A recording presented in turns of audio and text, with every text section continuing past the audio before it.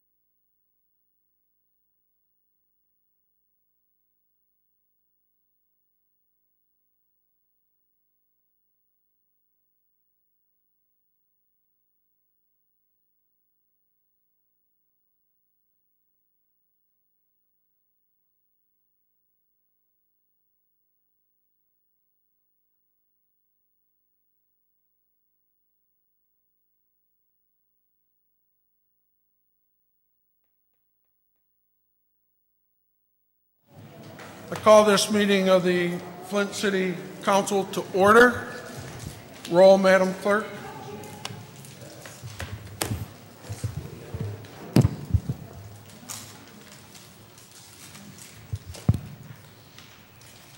Mr. Mays. Ms. Poplar. Present. Mr. Nolden. Mr. Freeman. Here. Mr. Davis. Here. Mr. Neely. Present. Ms. Galloway. Present. Ms. Van Buren. Present. Mr. Kincaid. Here. Thank you. Okay, I'd ask Councilman Neely to lead us in the Pledge of Allegiance. Would you please all rise? Pledge allegiance to the flag of the United States of America and to the republic for which it stands, one nation, under God, indivisible, with liberty and justice for all.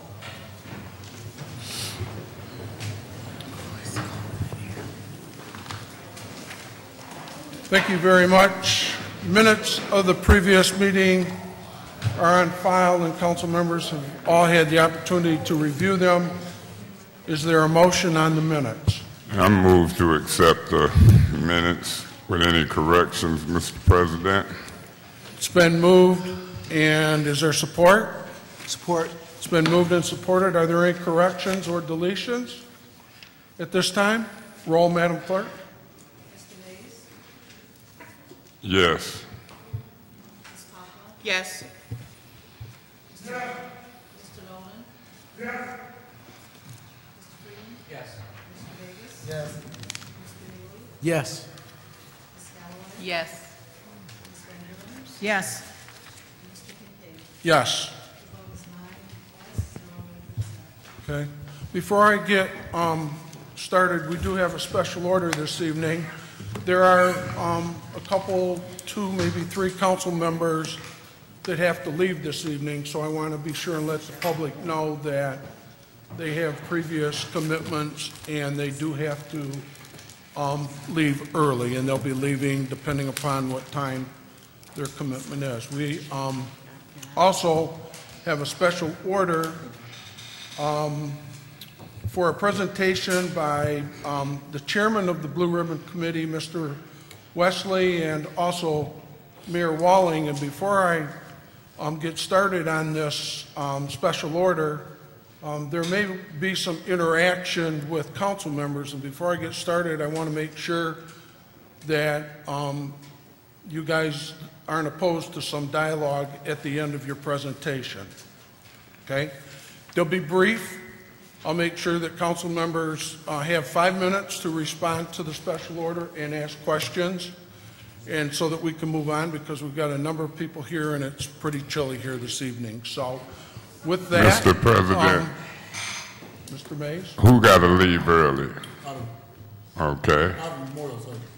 Mr. Nolan has indicated that he has to leave early. Mr. Neely has to leave early. And I guess those are the only 2. I have a memorial service. Margie Bauer, a constituent in my ward, she passed away, and the memorial service starts at 6:30, so I do need to be there. So they will be leaving early. So at this time, Mr. Wesley, if you would like to come and give us your presentation, and then following your presentation, I'll allow the mayor, and then when he's completed, I will ask each council member to have up to 5 minutes to respond and to ask questions. Good evening, Mr. President. Thank you. Members of council. My name is Bob Wesley, and I was the chairman of the Blue Ribbon Committee. This committee was formed in January. It had 22 members. 19 of those members were City of Flint residents. Each and every ward was represented in this committee. This committee's function was to take a look at stresses and different governance models, and come up with recommendations that we will set forth that you have a copy of at this time. The committee dealt on a consensus, which is not a hand vote or a voice vote. It was a consensus that, you know, if you could live with it, then we'll go with it. Okay? Now, each of you have one of these reports, and, you know, there's just several things that I'd like to point out. This was more of a study group, as opposed to some folks think the Blue Ribbon Committee was a charter commission, a transition commission. This was nothing more than a study group to look at different things that could hopefully keep our city from going back into a financial crisis again. And in doing that, we looked at several items, several things that we were dealing with, and information that we looked at, like the Home Rule Act, the model cities for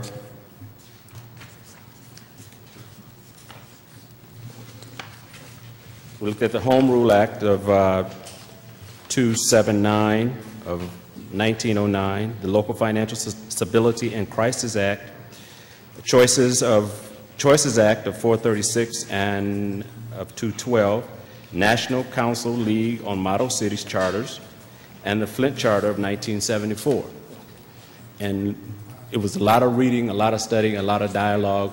We started this in January, and we met every other week for about 3 hours. And all of these were volunteer individuals. No one was paid. All the folks that came in and spoke with us were volunteers. They were not paid. And so with that, I would just like to move on to our recommendations, which is in the back of this report.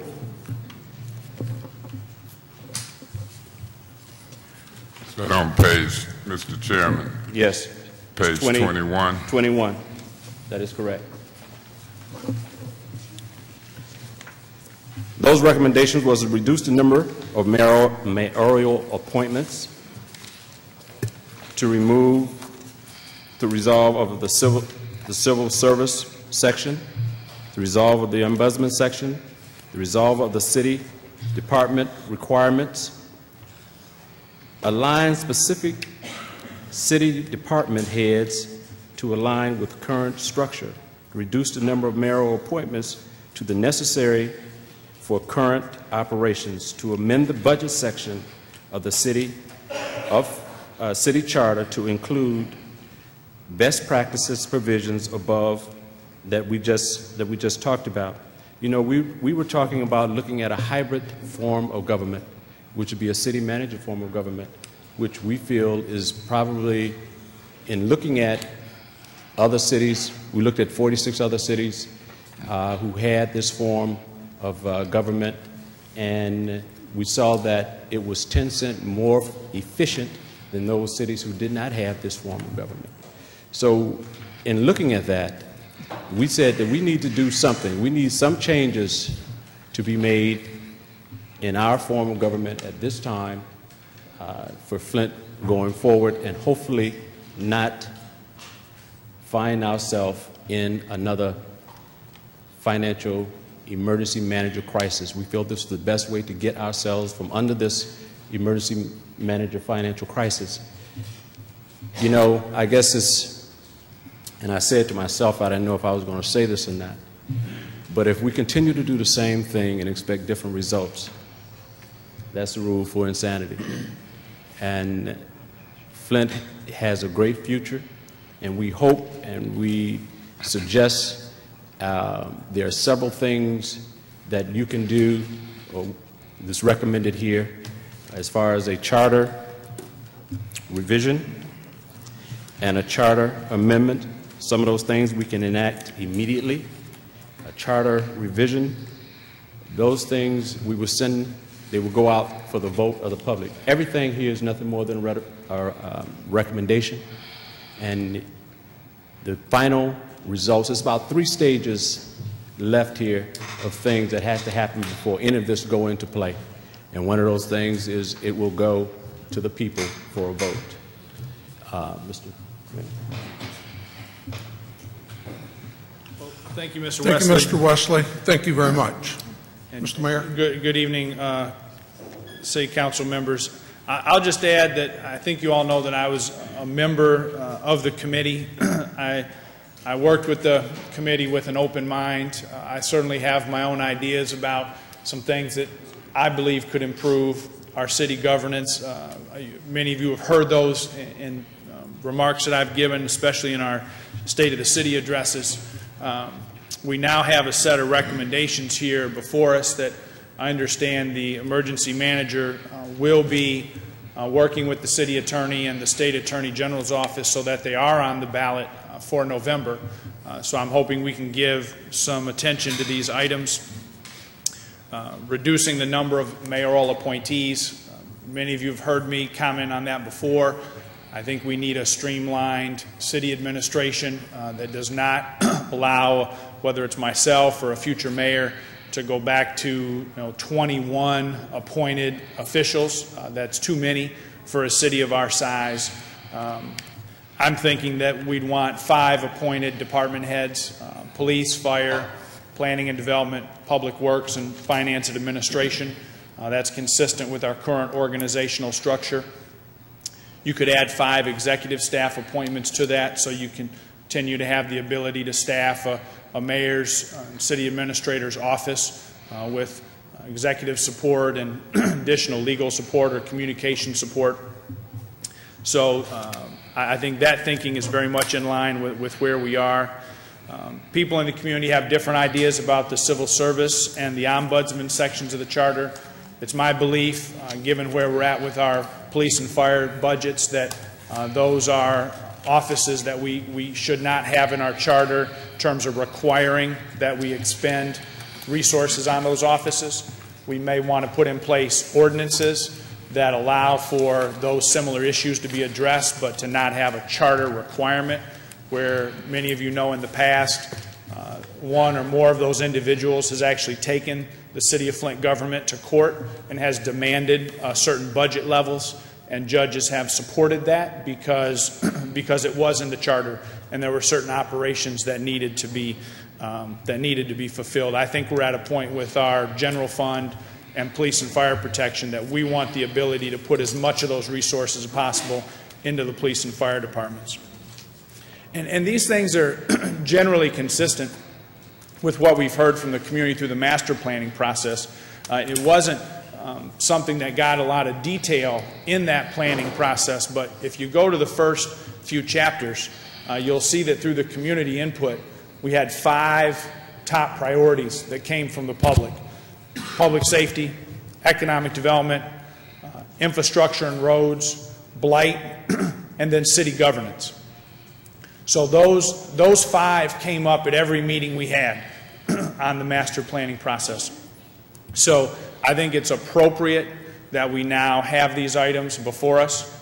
It's essential that the public has an opportunity to vote on these items. I cannot ever, in any forum, support changes to our governance being imposed on our community.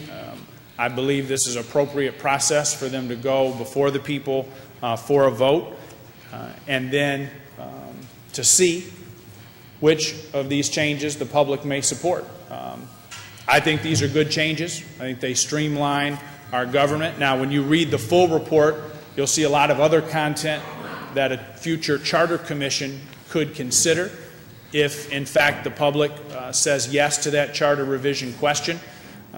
Generally, I support that. I think there's a lot of good thinking in there about how you bring more alignment to our city governance structure. But you certainly can go line by line through that and say, I think I'd like to see this change here or that change there. Our committee had those discussions. As was explained, we didn't vote up or down on every one of these items. We worked to get to a point where we had a consensus document. The Charter Revision Commission, if in fact it gets established, would obviously have to work in a much different way.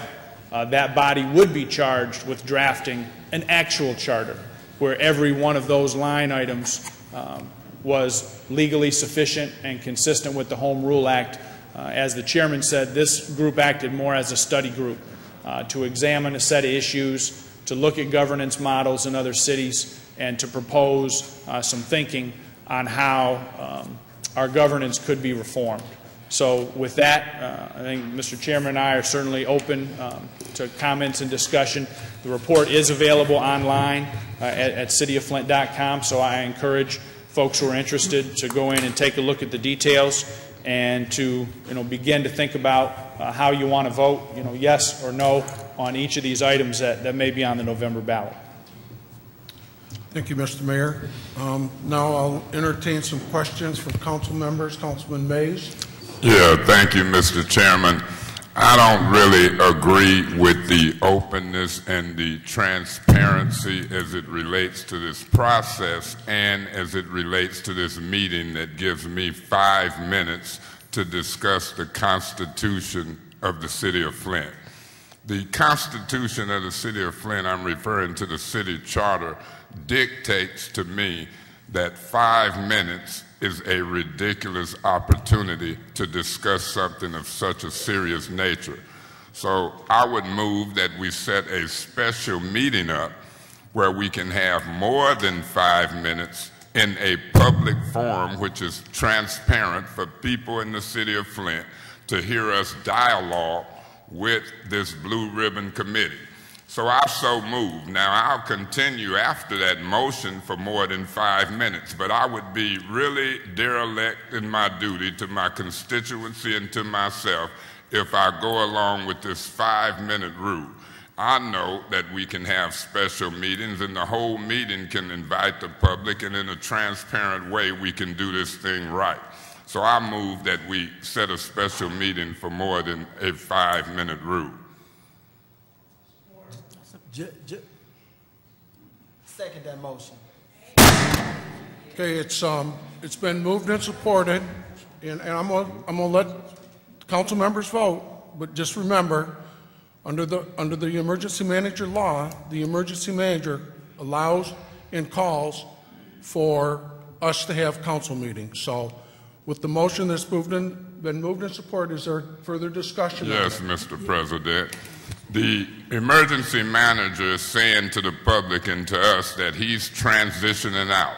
He's saying to us that we should take on our own way of government, and if he's transitioning out, then just like I told y'all in budget process when I said lower water rates and let him raise them back up, I'm getting sick and tired of hearing every time we put a motion on the floor a caution about the emergency manager and what he can allow us to do. This is a public meeting. We've made the motion. He's transitioning out, so let him tell us and the public we can't meet on such an important matter. So, you know, my motion stands. We'll see what he do, and we hear your caution. I'll be voting in favor of this motion. Okay, it's been moved and supported. Further discussion? Yeah, just Councilman Neely? Yeah, clarity on the motion, Mr. Councilman Mays. Is it for a special meeting outside of this one at a later date?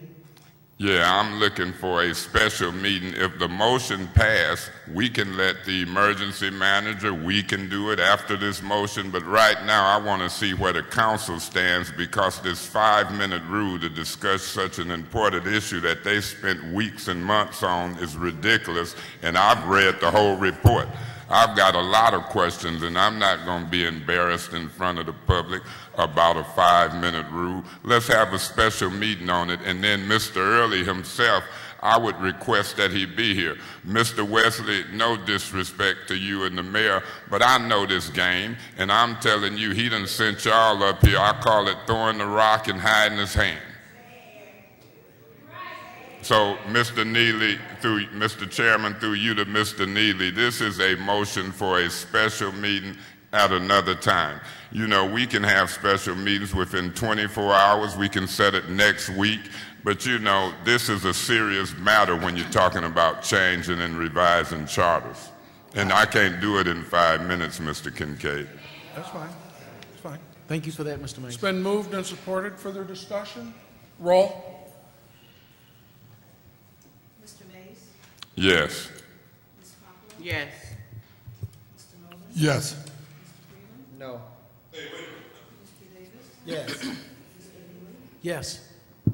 Ms. Galloway? Yes. Ms. Van Buren? Yes. Mr. Kincaid? Yes. Okay. Yes. Mr. President, if I can continue with my 5 minutes in this part, then I would continue, and I'm not saying that we don't continue with the 5 minutes, but if that took up 3 of my minutes, so be it. It took 3 of your minutes. So Okay, then give me however 2 many. more. So I'm whatever- ready to proceed. Okay, you can proceed. Each council person is getting 5 minutes to address this special order. Thank you, Mr. President. Mr.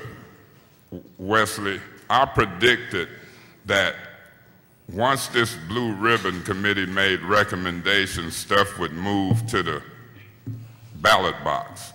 I believe that, well, that's what's happening. He's drafting up, and I've read in the paper, and I'm telling you, you can't speak for Mr. Early, but I'm telling you, you seem to shake your head no, but I predict that it's language being drawn up for things to move to the November ballot. That's what I really believe.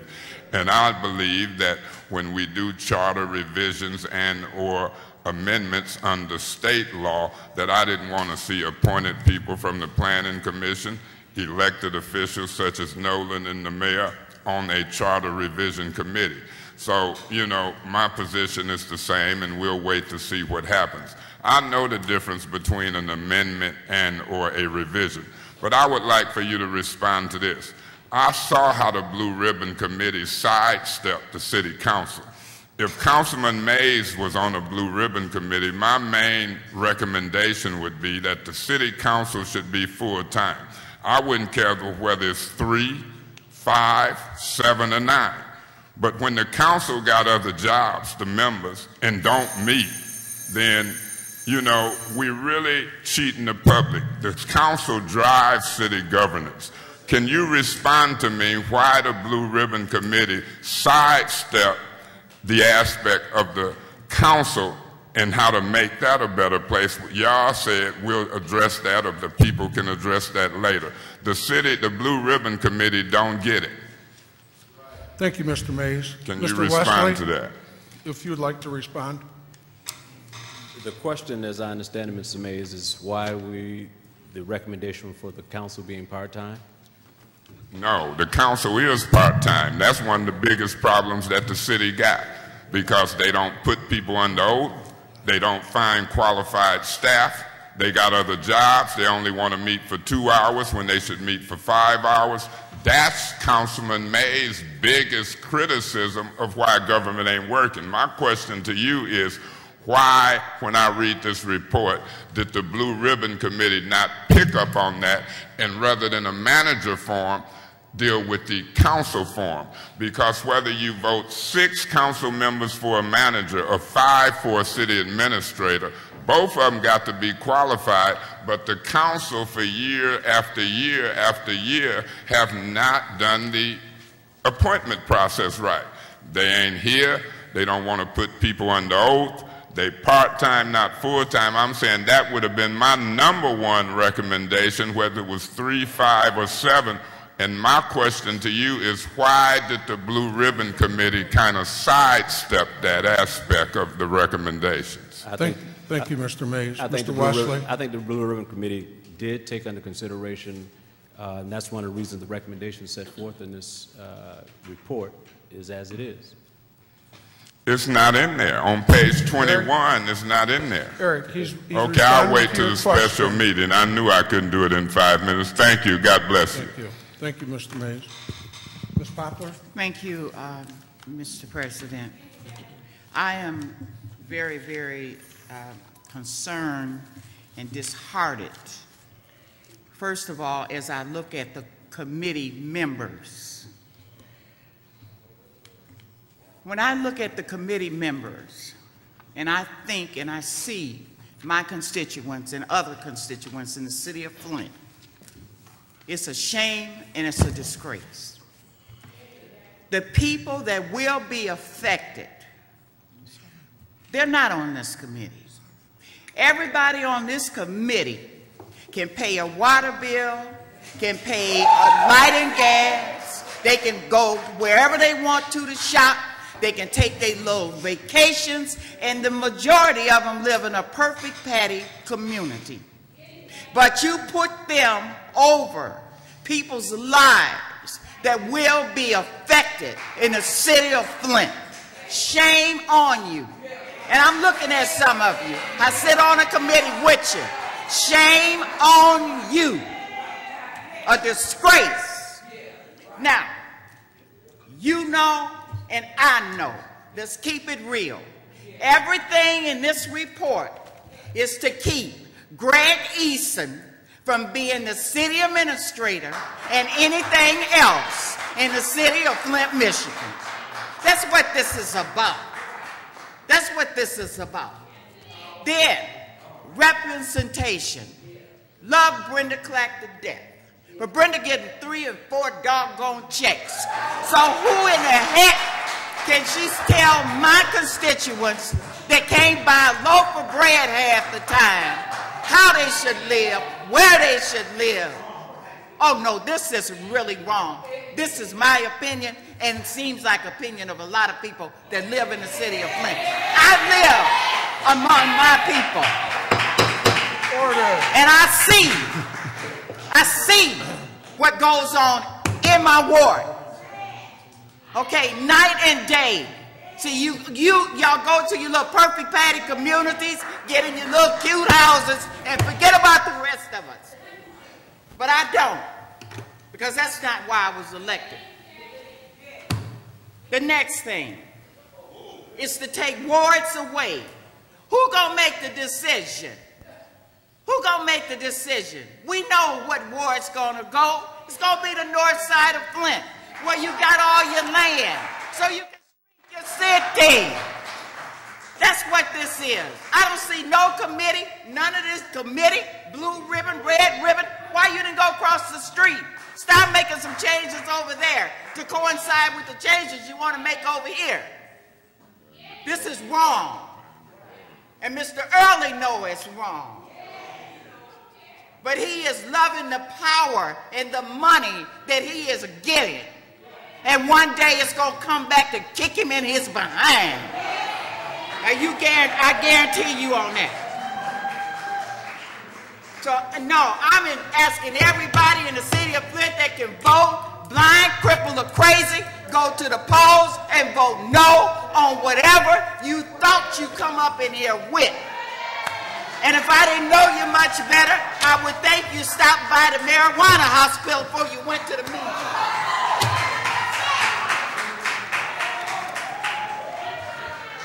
My 5 minutes, I'm done. Thank you. I don't know what I'm Thank you, Jackie. Thank you, Councilman. All right, Mr. Wesley. Yes. Could you just kind of go through and explain exactly what the hybrid form is? Because I know they hear that, but want to explain it to the folks so they know exactly what this hybrid form is as opposed to just the regular city manager form of government.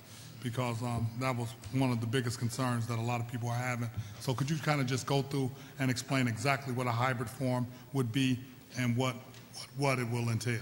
The hybrid form of government is a council manager form of government where you have the mayor and the council sitting together. Mayor is the president of the council, and the council and the mayor hires a city administrator, and that city administrator reports to the council and the mayor at the same time, same information. The city manager deals with the hiring and firing of staff, department heads, and that sort of thing. Okay, and what about how they are elected?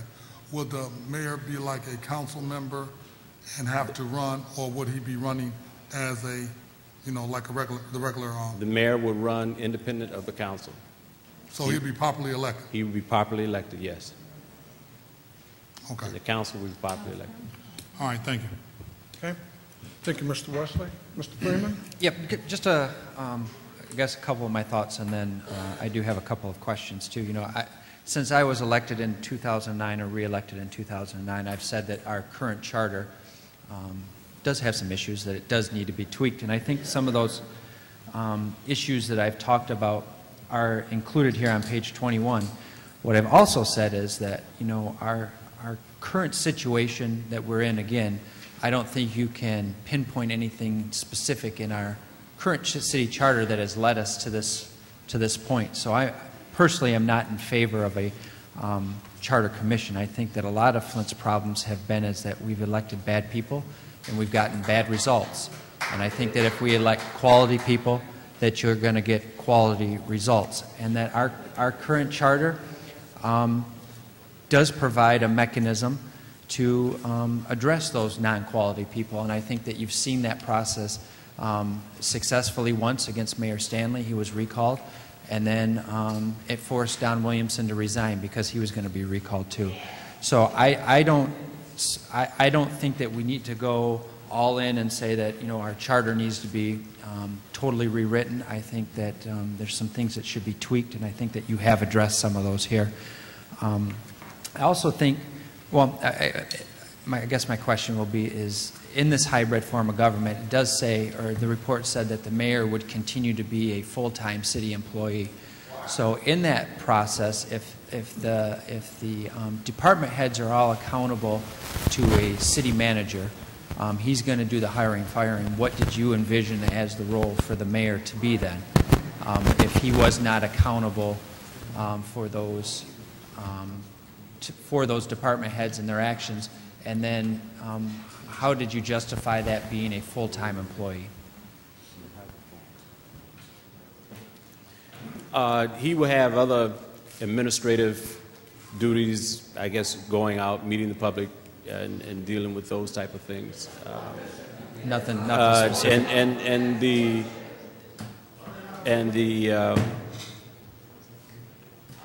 I'm not sure what we outlined. That's fine. We outlined several other things. How did the committee?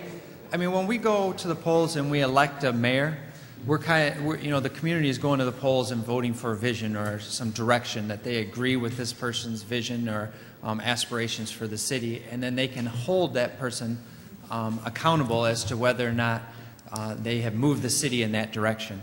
How do you envision that playing out in a city manager form of government where individual wards can maybe hold their council person accountable, but how do you see the city holding somebody accountable for the direction or the movement of the city? Well, the same thing with you would deal with now. If you recall, you can recall that mayor with 2/3 of the vote. But whatever the voting percentage is for the recall of the mayor. But if the city manager, you're saying that the city manager is taking its direction then from the council and the mayor. Okay.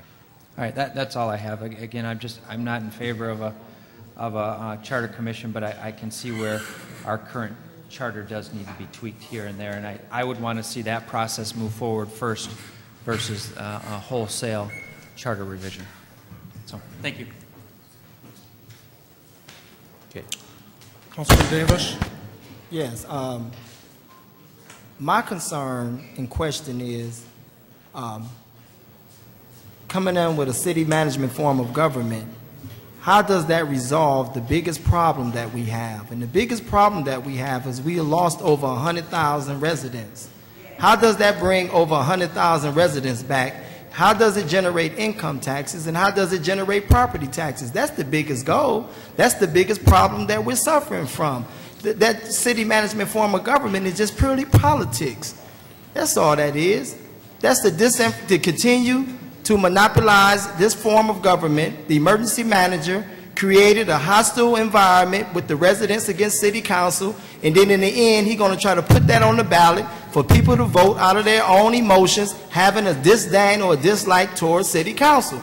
That's all a strategy. And I tell people I wouldn't vote for that, because that's one, it doesn't speak about income taxes and it doesn't speak about property taxes. It's just one good form of deception. That's all it is.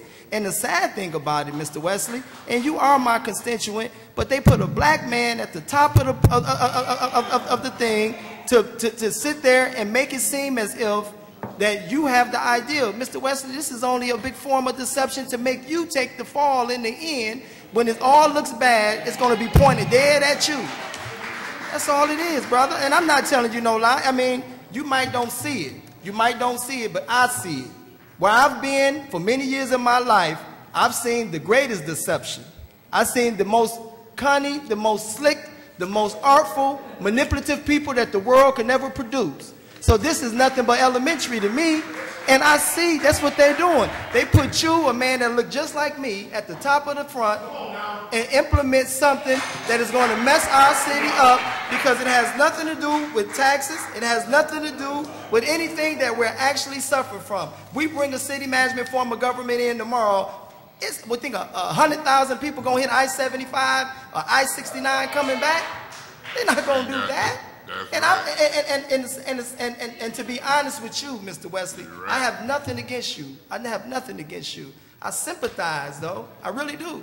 I sympathize because they could have picked anybody other that didn't look like me up there and being the chief head of this city management or this Blue Ribbon Committee, when the Blue Ribbon Committee, for one, it violated the Open Meetings Act because it didn't bring nobody in from the outside. That's a violation within itself. It is. It's a violation of the Open Meeting Act because you did not allow the residents to be a big part of this. You gave 3 or 4 flimsy little meetings. Not you personally, because I know it's not about you. It's about the emergency manager. And that's why he's not here. That's why he's not here. He knows he's wrong. And I'm just saying this. You don't have to be on the defense. I'm just giving my own personal feelings. He's not here, and there's no reason why he's not here. But he's not here because he knows that this is wrong. See, when you're dealing with truth, you have no point but to stand in front of the light. Everybody want to be the shining star when it's truth, but when darkness come in and manipulation and deception come in, you hide up under a rock. That's why he's not here. He's been up here many a times at big meetings like this. Right. He has. He's been here many a time at big meetings like this and given his own explanation of why things should be the way and how it should be ran. But today, on something that's really major, this is the most majorest thing in the world of Flint, Michigan.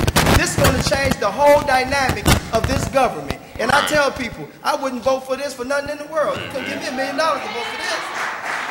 I couldn't have my hands on this stamp. But I want to ask the question, though, before we get away from it. How does this resolve the income and property tax dilemma and the problem and plight that we have right now? How does it resolve that?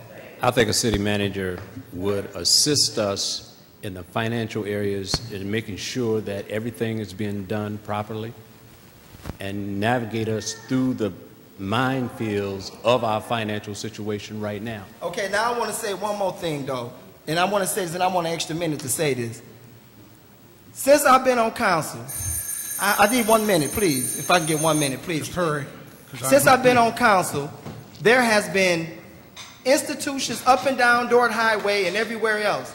But lately, I've been seeing that there has been black-owned businesses being discriminated against. How does this resolve this? You have a place on Dordt Highway called the Piece of the Rock, but you have Deja Vu and all the rest of these places up here, and they are not being harassed, they are not being messed over, but you have a black-owned business, which is a center, and the police and the mayor and everybody else is discriminated against them. And I'm going to put a motion to the table, one quick time, real quick. I would like to know that have any of these businesses got Section 108 grant money, and has any of these businesses been harassed like the Piece of the Rock, who is nothing but an entertainment system? That's all it is. And I like to put that on the record, and I like to get a copy of that.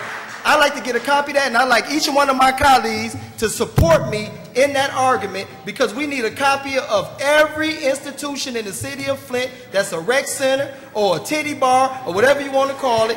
Where is the 108 section money, and how much are in default? Are they in default? And I'm asking my colleagues to support me in this, because I'm sick and tired of watching the Piece of the Rock being treated as if it's a bad entity when it's going to bring property and income taxes to this city. And I would like to have my colleagues, Jackie Poplar, Shelton Neely, Vicky Van Buren, Scott Kincaid, to give us a record of each and every businesses from downtown to Dordt Highway to Center Road who got 108 section grant money, and who is in default, and how many of them has been harassed by the Department of Inspection.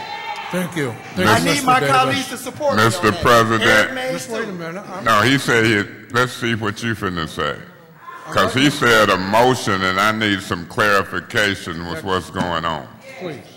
That's what I was going to do, Mr. I'm making a request for an investigation so that we can get a motion for investigation on all of the companies that's downtown on Dordt Highway and Center Road, these titty bars and all this other stuff that's out here. How many of them has been harassed by the inspection department? How many of them got money from Section 108 grant money? And how many of them are held in default? And how many of them has been supported through the Flint Economic Corporation? And how much do they owe us? Because there's many businesses that owe us a lot of money and they're not harassed. There's many of them that's not up to code and they not have been harassed. But the Piece of the Rock is an entertainment, is a center, it's an event center, and it's been harassed since it's been trying to come off the floor. And we need to know how many of them other businesses. Eric Mays, I'm putting a motion to the table for us to get copies of how many of them owe money from Section 108 and got money from Flint Community and Development and are in default.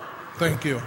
That's his motion. Okay, so if he makes the motion and we can clear it up in discussion, I'm going to second his motion for the purpose of discussion so we can see what's being said here.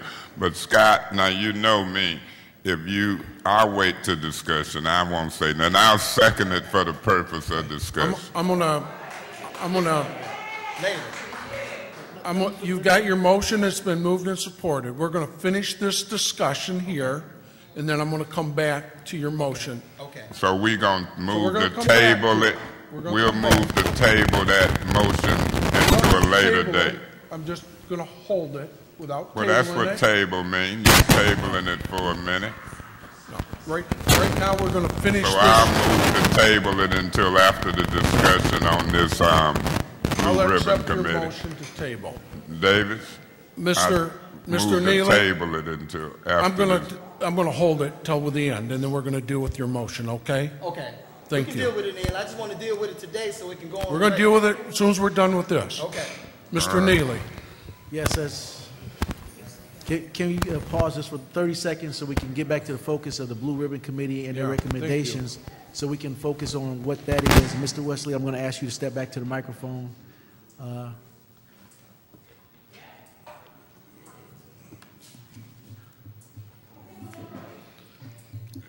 I did review the report from the Blue Ribbon Committee, and I'm not in disagreement with all the recommendations that are made. Some of the things do need to be modified, but I am in disagreement with the way that the Blue Ribbon Committee was comprised by a recommendation from the emergency manager.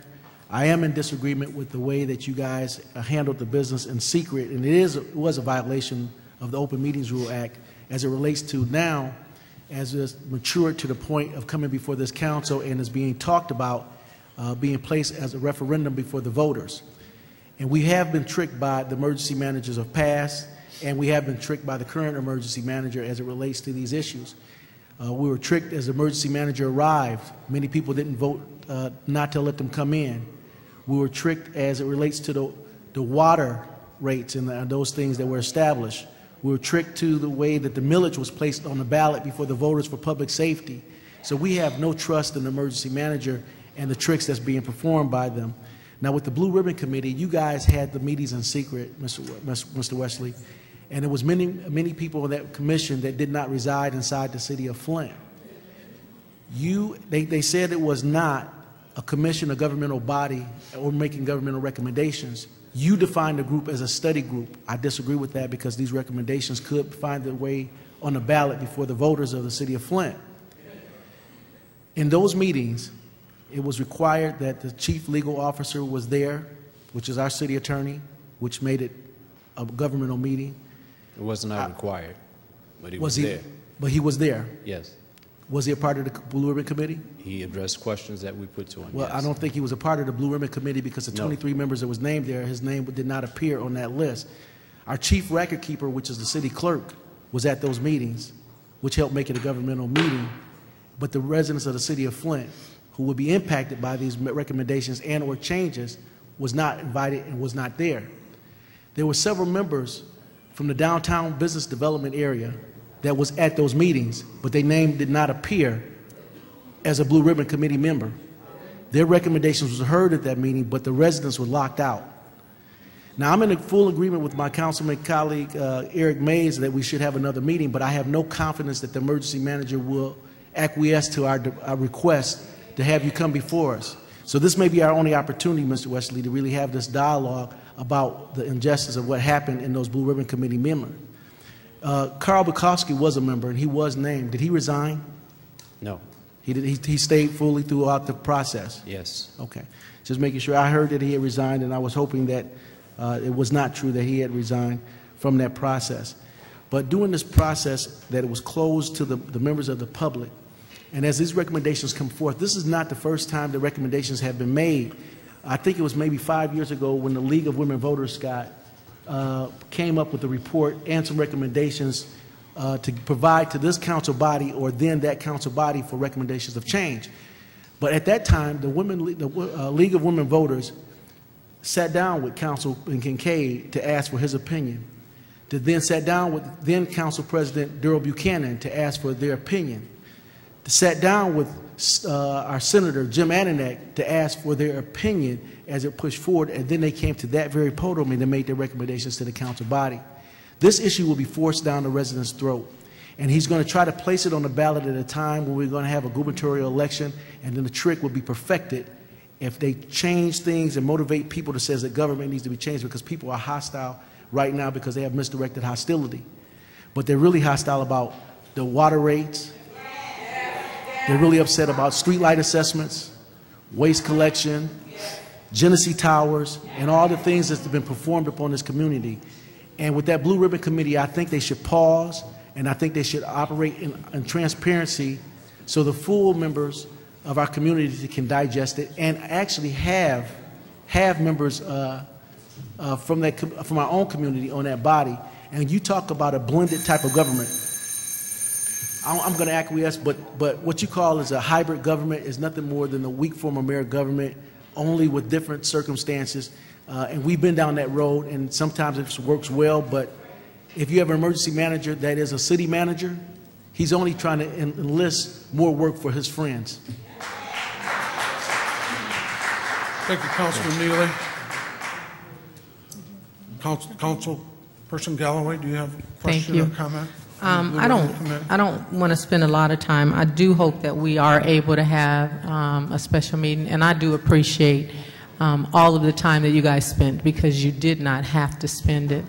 I do believe that because this is such a change that, and I personally attended 2 of the meetings only. I didn't attend all 3 of them, but there were not a lot of dialogue on what the actual forms of government were, because there were so many questions and so many concerns that were expressed. And I remember in the meeting that I attended, that was shared in agreement, and the thought was maybe we should consider another meeting or 2.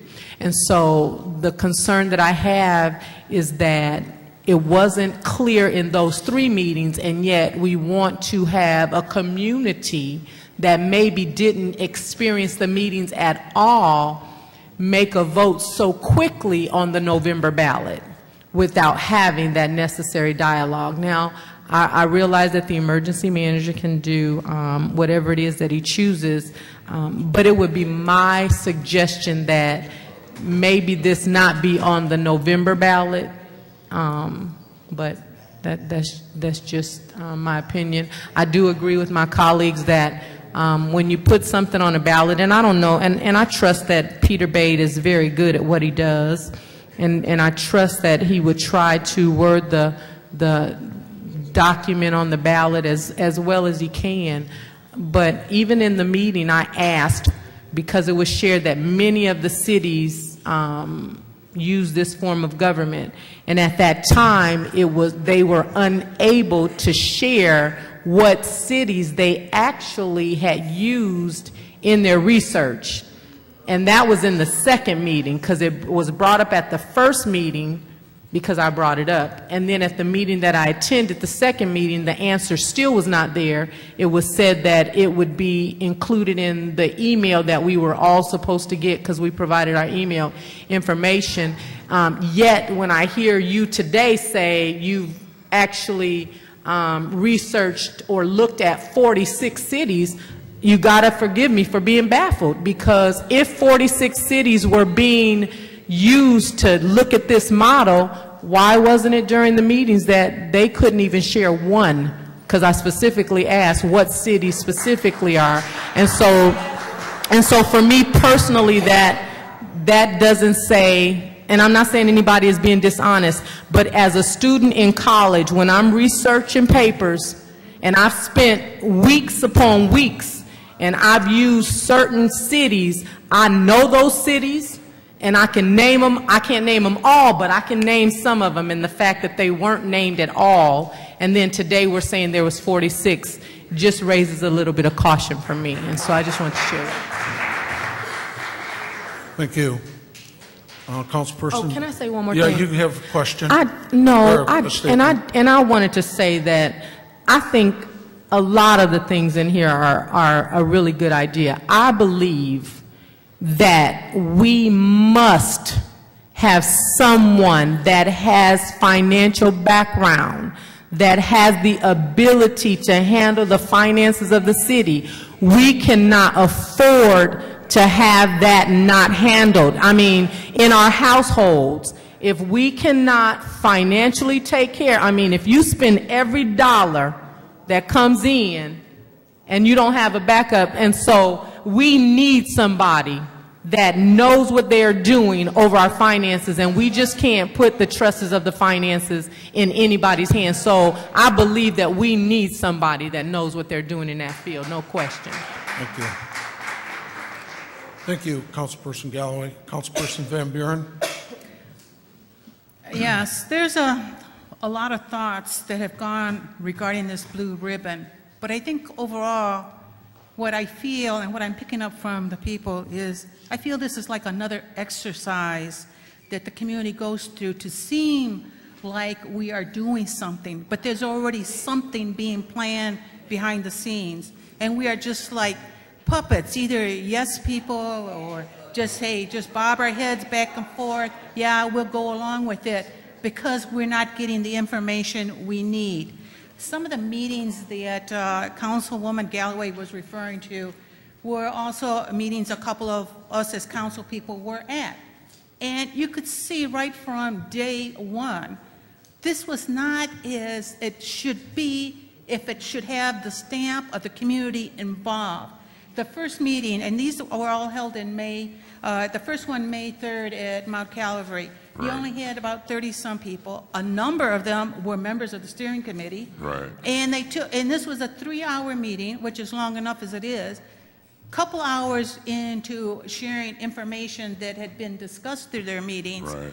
And then less than an hour for the rest of us to make yes or no decisions on certain areas, especially on the form of government. And yet we had a lot of questions. Right. So there was no survey or input really done other than we kept strongly suggesting have additional meetings, have ways to get more people out involved, because we can't have just 30-some people making a decision for the city of Flint.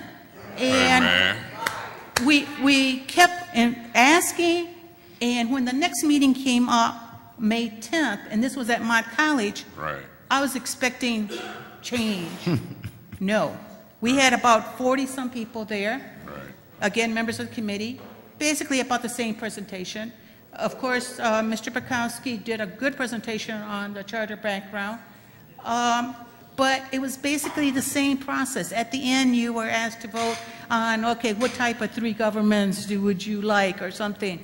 By that time, your audience has decreased. I don't think people really had a true understanding, didn't know what questions to really ask. They weren't that informed that we're there. And then you had the 3rd meeting. Sorry, I could not be there. We were in the finance process. I would have loved to have been there. But again, you had about 40-some people. So you're talking 117 people through 3 public meetings making a decision on something to affect this city forever, maybe. But they have like a total of maybe 83 total attending. But when it comes down to the vote, it's a total of 64. I don't want 64 people making a decision on the direction that this city needs to go. I really, really think, and there's about 5 people that were on the Blue Ribbon Committee, and I think of them very highly. They were very instrumental in making the master plan become this important paper now that is a format for us to move forward. So, you know, I guess I was hoping that would be something that would also come out of the Blue Ribbon. We would have this very informed, impressive package, but it didn't happen. And I think because it lacked public involvement. Master plan, continuous meetings, continuous input, people from all over the city. But the Blue Ribbon, if you look at how many were representing from different wards, only a couple from each ward. That is not the city of Flint. That is not our people. That is not our voice. Where is our voice? And shouldn't we be looking at the past? I mean, we had some good things that happened in the past for this city. Right now, the present, we do have problems. But when did the problems start? If you look back around when the emergency managers were first here, they took the right from the people, they took the voice from the people, all the changes were made. Shouldn't we be working on the water, the people that are leaving and how we can increase our revenue? We got problems that we need answers now, not the Blue Ribbon direction. Let's solve our problems. That's what I have to say. Thank you. Okay. First, Mr. Wesley and Elizabeth Jordan, I want to thank both of you because you both volunteer your time on the City of Flint's Planning Commission, and you did participate in the Blue Ribbon Committee, which I think you know, I appreciate not only being here at the Planning Commission, but also being at the Blue Ribbon Committee. And I do appreciate the time that you spent there. And I understand, you know, the process. So I want to first of all, I want to recognize you and thank you for that.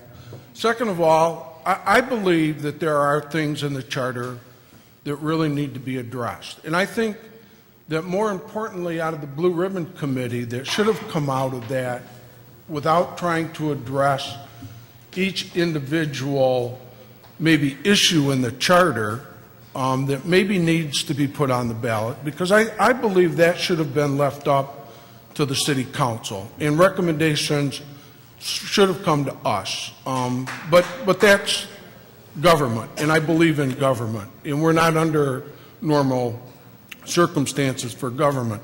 But I think the main question that the Charter Commission should have, or that the Blue Ribbon Committee should have looked at, is to determine whether or not the City of Flint should have an elected Charter Commission to review the charter and to change or make recommendations to the voters to change the charter. And I think that would have been a good start out of the Blue Ribbon Committee, because that would then tell me that the residents, number one, aren't happy with the current charter, and that they're willing to elect someone out of 9 wards to sit on a charter commission and to then make recommendations for the voters to decide whether or not they want a revised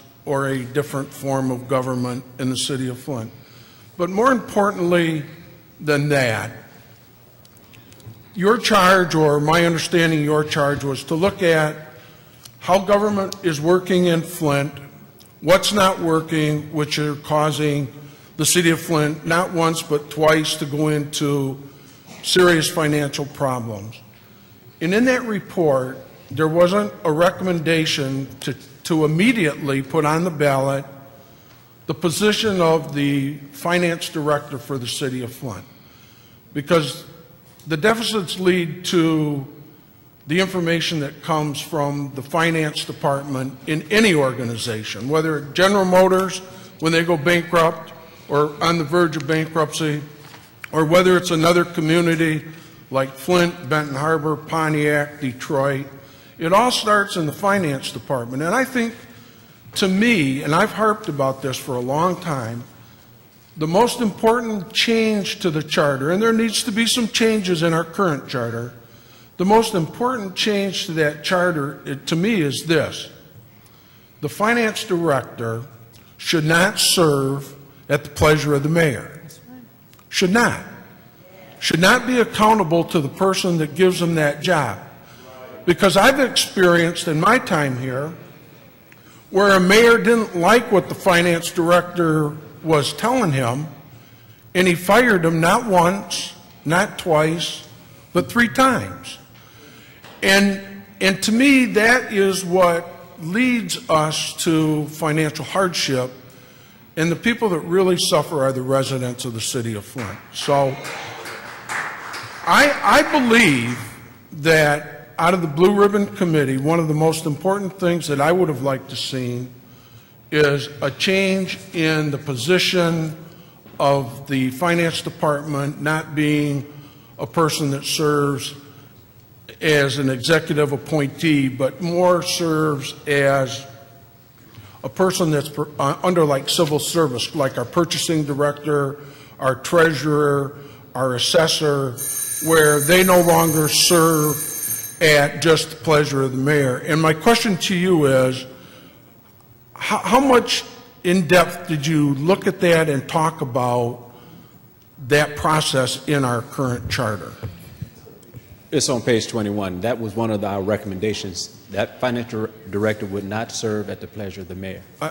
He would serve with the city manager form of government to the city manager. And that report will come to the council. The council and the mayor will get this financial information at the same time with no delay, so you can have an opportunity to make an informed decision. But my follow-up to that is, why does it have to be under a city manager form of government? Why couldn't it be under our current form of government if that part did not change in our charter? I mean, why? Mr. President, your time's up. Yeah. Thank you, Mr. Mayor. I'll remember that. I'll remember that.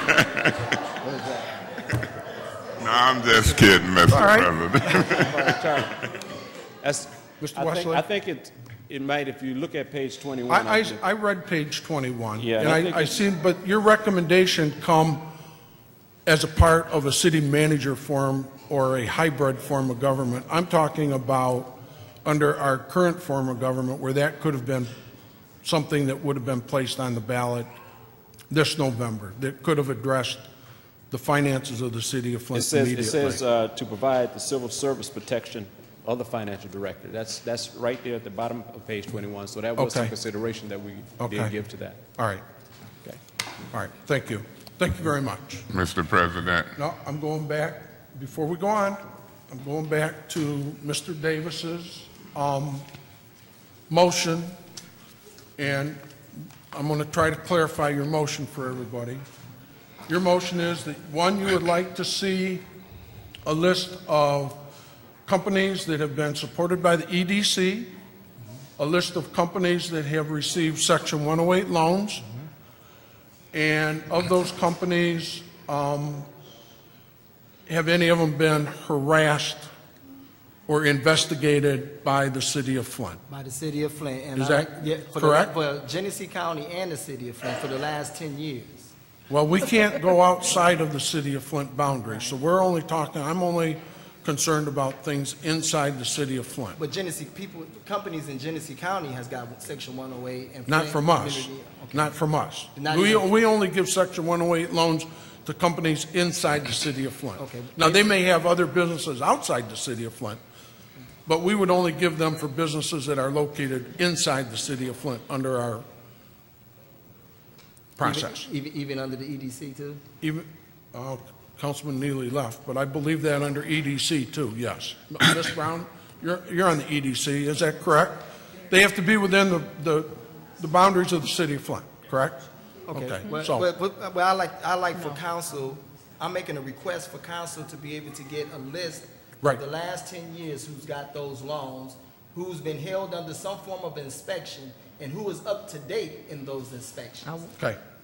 So I just wanted to verify your motion. Did I clarify it good? Yes, you did. Yes, okay, sir. it's been moved. It was supported. Now we're under the discussion phase of it. I'm sorry? Yeah, we're going to discuss it. Yeah, we're going to discuss it. Yep, and I'm going to start. Can we start on this? I'll start over here this time. I can appreciate that, Mr. President.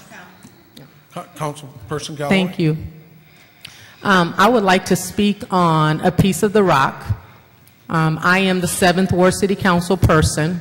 I appreciate Councilman Davis's passion, because I did come before this council in January of 2013 asking the City Council for some sort of support on some of the inappropriate signs on Dort Highway.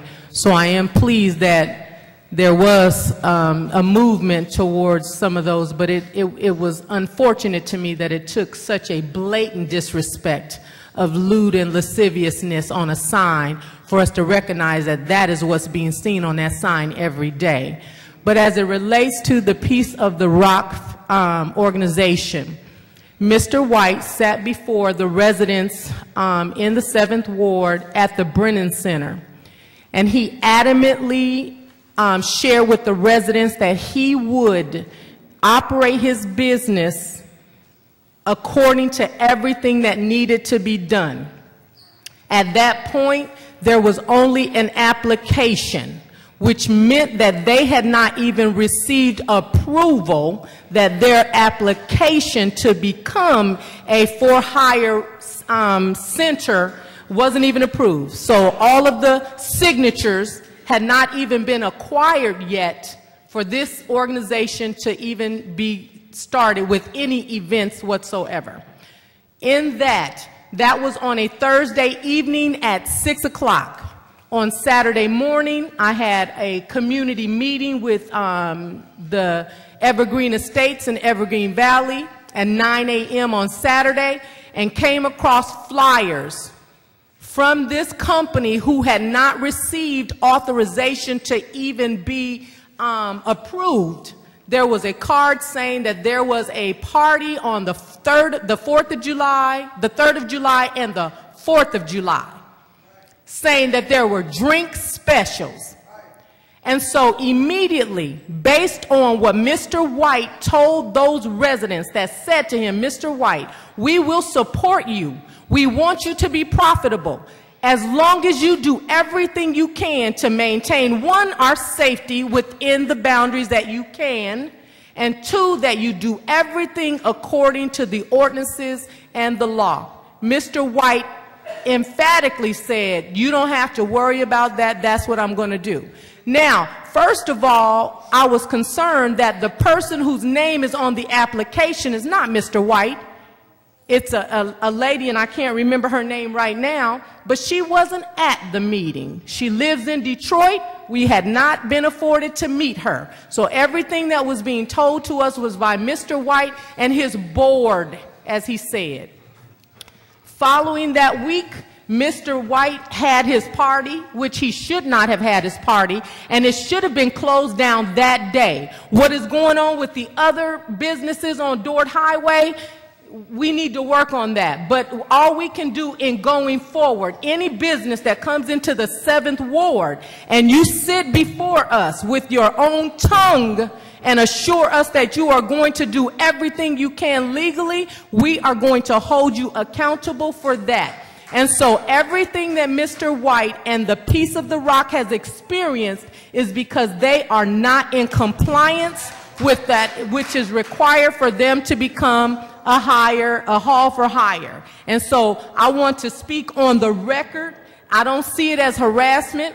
I see it as, and if you pull everything and find that some of those businesses on Dort Highway are not doing what they're supposed to do, I wouldn't be surprised. But that doesn't mean that under my rulership under the 7th Ward that we're going to continue to blink one eye and act as if we don't see it. And I've talked to Mr. White at that meeting, and the residents over in that community shared with him.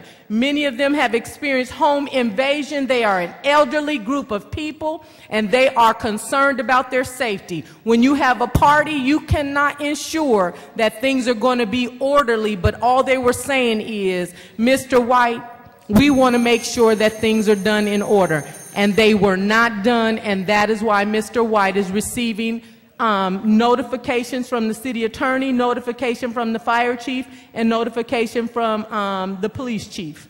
And he will until he has everything done according to the ordinances. Thank you. Mr. President. I'm moving around. Okay. Well, first I would like to say, using Mr. White's name is a misnomer. Mr. White does not own that place. But he's talking on their behalf. But it doesn't make a difference if he's talking. I can talk about Cheerios, but I don't own the box of Cheerios. But the thing of it is Mr. White should be able, if you saying Mr. White, but the owner of that building should be able to work on that building. You cannot go inside of a building that somebody owns and tell them that they cannot work in that building if you're expecting them to bring the building up to par. And for one, how can you bring it up to par if I can't go in there and work on the building? You can stop a person from being able to have events out of a building, but you cannot stop a person from working on their building. If you stop me from working on the building, ain't nothing gonna fall out the sky and fix it. Another thing about it is a corporation. And the person that you need to be speaking to is the owner. Keep using Mr. White's name. That is inappropriate and it's a misnomer because he's not the owner. The point I'm getting to is if there are businesses, which is sexually explicit buildings that's on Dort Highway, sexually explicit buildings that's up and down Center Road, these buildings has not been contested. These buildings is never being acted upon until they do something bad. So when you see a bad sign up, which they had last week, we got on that and got that sign taken down. But we have to be proactive. The Piece of the Rock is the only black minority event center on Dort Highway and on Center Road. And when you're bringing the police, the fire department, and everybody else stopping these people from working on their building, that is a great form of harassment.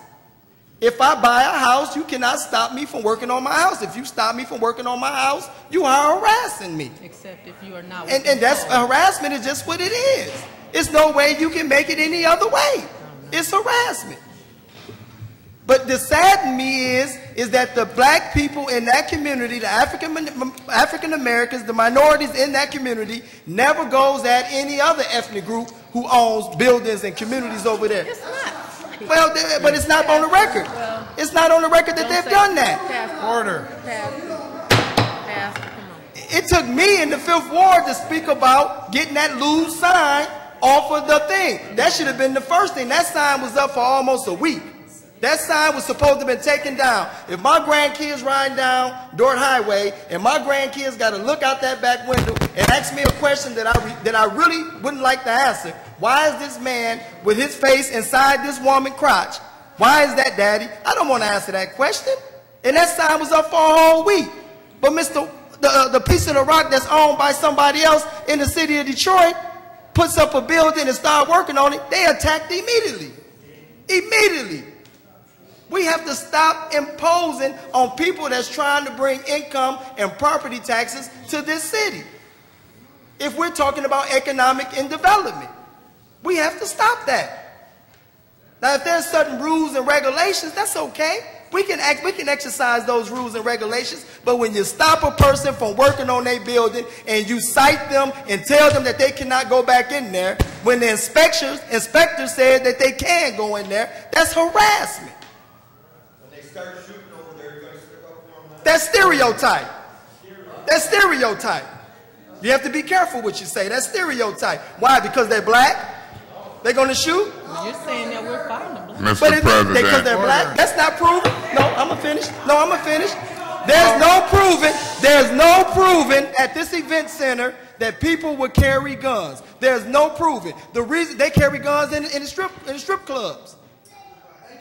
They do. So what would make us different from an event center? Event center to me is a euphemism. It sounds better for somebody to say, do you want to go to an event center, than saying, do you want to go to a strip joint? No, I don't want to go to no strip place. Point of order, Mr. President. Are we discussing the motion request for information, or are we? Yes, I am. Yes, Okay. I am. Please don't cut me off. Please don't. Because I'm speaking an issue that I'm very emotional about, because when there's African Americans that's trying to bring income and property taxes to this city, which is council supposed to support, because this is what makes our city move afloat, then we should support that. Now, if there's rules and regulations need to be exercised, then exercise it. But do not stop a person from working on their building. It's harassment. Thank you. Councilman Freeman? Here tonight, so I've got nothing to say. No, you don't know because it's keeping it away from you. They're keeping it away from you. Order. Mr. President, Councilperson Poplar. I have a question. We have a motion on the floor. Right. Should the motion not be a referral? It's a motion. The motion is for us to support getting the information. So getting the information for how many Piece of the Rock or all of the businesses? No, all of the businesses, not just the Piece of the Rock. How many companies have received 108 loans inside the city of Flint in the last 10 years? How many of those companies were supported by the EDC? And how many of those companies were cited for violations or non-payment and those kind of things? Well, you know what? I'm going to support you getting this information, because if you get this information that I requested back in 2005, 6, 7, 8, 9, and 10,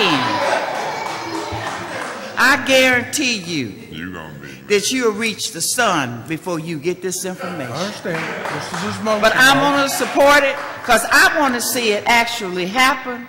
Because, Mr. Davis, I've been trying to get information like that since 2005. And one happens to be the pizza joint at the corner of Corona Road and Court Street. They'll be a part of it. And Mr. Davis, ain't got it please. yet. So if you get it, believe me, I'm going to be here sitting to see it. Thank you. Because it ain't going to happen. Okay. Okay, Mr. Mays, before we vote.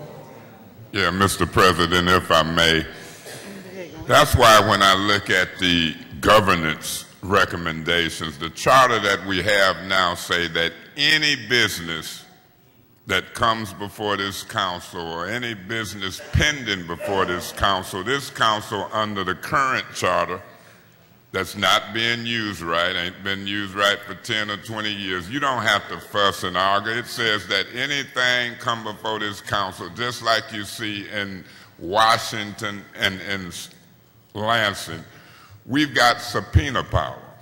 We've got power to subpoena information and people before us. And when we operate properly, if we don't do it out on the floor, because we fixing to move forward in a minute, y'all done put slips in, then we refer it to what's called committee meeting. And we put it on the agenda in committee meeting. So if there's an issue with something happening in the 7th Ward, and if it's happening in the 1st Ward, Ms. Galloway, I want my respect. So I'm going to give you respect to what happens in your ward. And I know the relationships of this community. I happen to be in there listening to the dramatics that night. But this is your ward. And so I would try to ask and make a referral that this comes to an appropriate committee. And so in addition to the motion, I'm going to eventually, Mr. Davis and Mr. Galloway, Mrs. Galloway, ask that a referral be made and we hash this out in the proper committee. If in fact, Ms. Poplar, there's been information on 108 loans, and if this information don't come under my watch, I'm going to ask that it be subpoenaed, and I'll subpoena the people with it. If the city attorney and the city emergency manager, whoever it is, don't subpoena them and get information under my watch, we'll end up across the street in court. So we got to look dignified. We got to have political leadership. I know the charter, and the charter says that any information we want, if it's not forthcoming, we've got subpoena power and the right to stand people under oath and ask questions in a public meeting. Now, I'm going to say this. I'll vote in favor of that Section 108 stuff just to see if it comes. I don't even know if the piece of rock then applied for 108. I don't even know the relevance of why 108 is being mixed with the piece of the rock. I've had private conversation with Mr. White and Mr. Ken Scott, and I trust these people, and I believe it's inappropriate to really talk about Mr. White when you're talking about a business that's the corporation. That would be no different than talking about me. I enjoyed the dramatics that night. And I'm here to tell you, when I enjoyed the dramatics that night, I didn't know if it was operating unlawfully or lawfully, but it was nice and nothing happen, and God bless that event. I would hope that if it's something to do with business, we can get it cleared up, whether it has to do with the process of making a legitimate business right, whether it's minority-owned, whether it's white-owned, whether it sits next to neighbors who might object. Because Dordt Highway is a commercial area. And the neighbors who might object, they might object, but they bought property next to a commercial area. I'm not saying what's happening, I'm just speaking hypothetically. This seemed to be something that needs to be worked out. And remember, I'm a government type person who believes in economic development, creating jobs, creating property tax, and when people buy abandoned buildings on a commercial strip, particularly Dordt Highway, then this seems to be something that should be worked out. I call it governmental red tape. Now, I don't know if I'm right, but I do hear that they had been ordered off of the property and couldn't proceed to get everything together. But I do also hear that the non-compliances are being worked out. And so if the non-compliances are being worked out, my only hope is that the city attorney and building inspection ain't giving this organization a hard time. See, I'm used to them giving me a hard time. They don't like for me to talk for 5 minutes. When the emergency manager get involved, politically they can give a hard time. So all I'm saying from what I know, I will support the inquiry about 108 loans. I don't know if this organization is applying. I'm hearing what you're saying about the event that somebody downtown might have gave it the okay and maybe they didn't. But it's just like me. Don't take this the wrong way.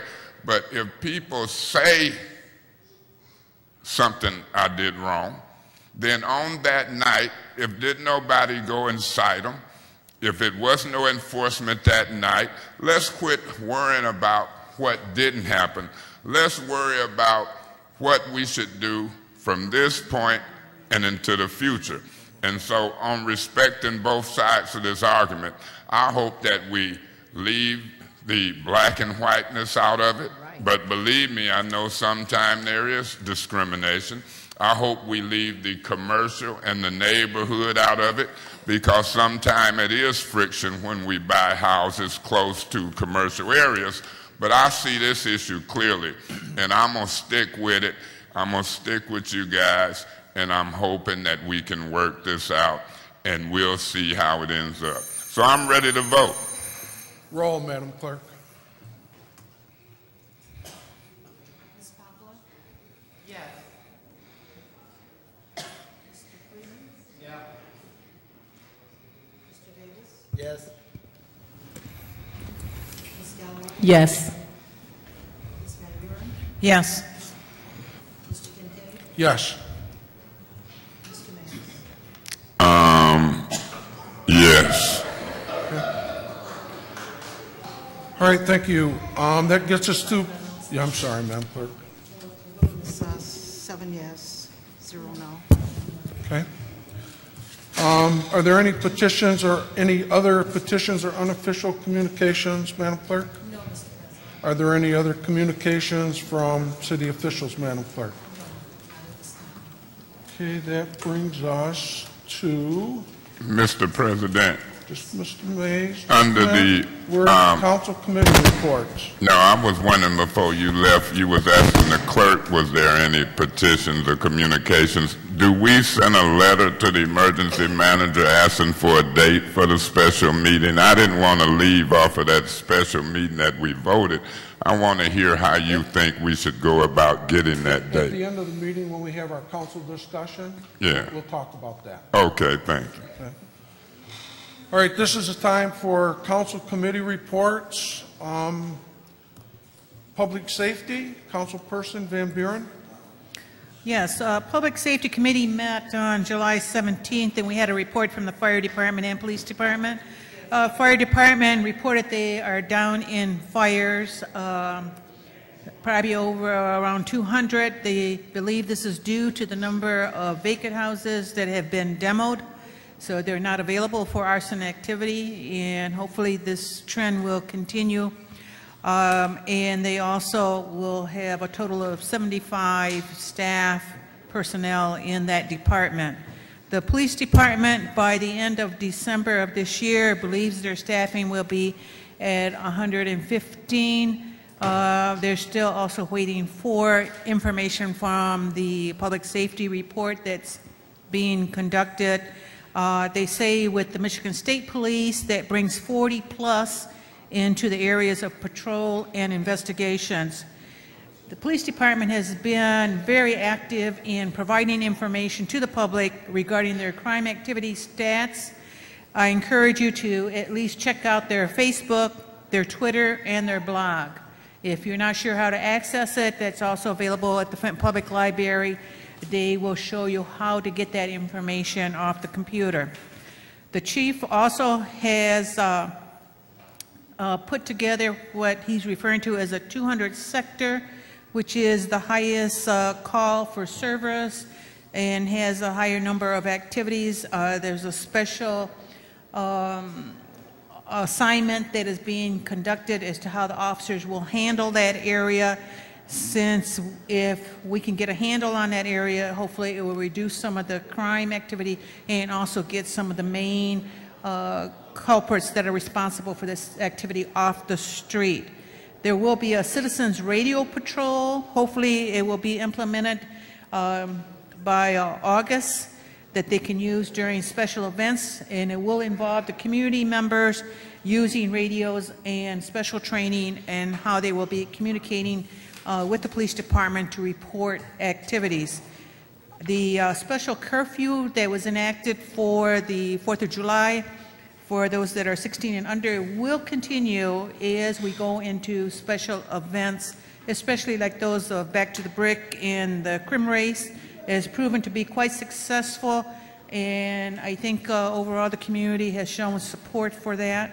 Our next Public Safety Committee meeting is scheduled for August 21st at 5:30 or 4:30, I'm sorry, and it is open to the public. Thank you.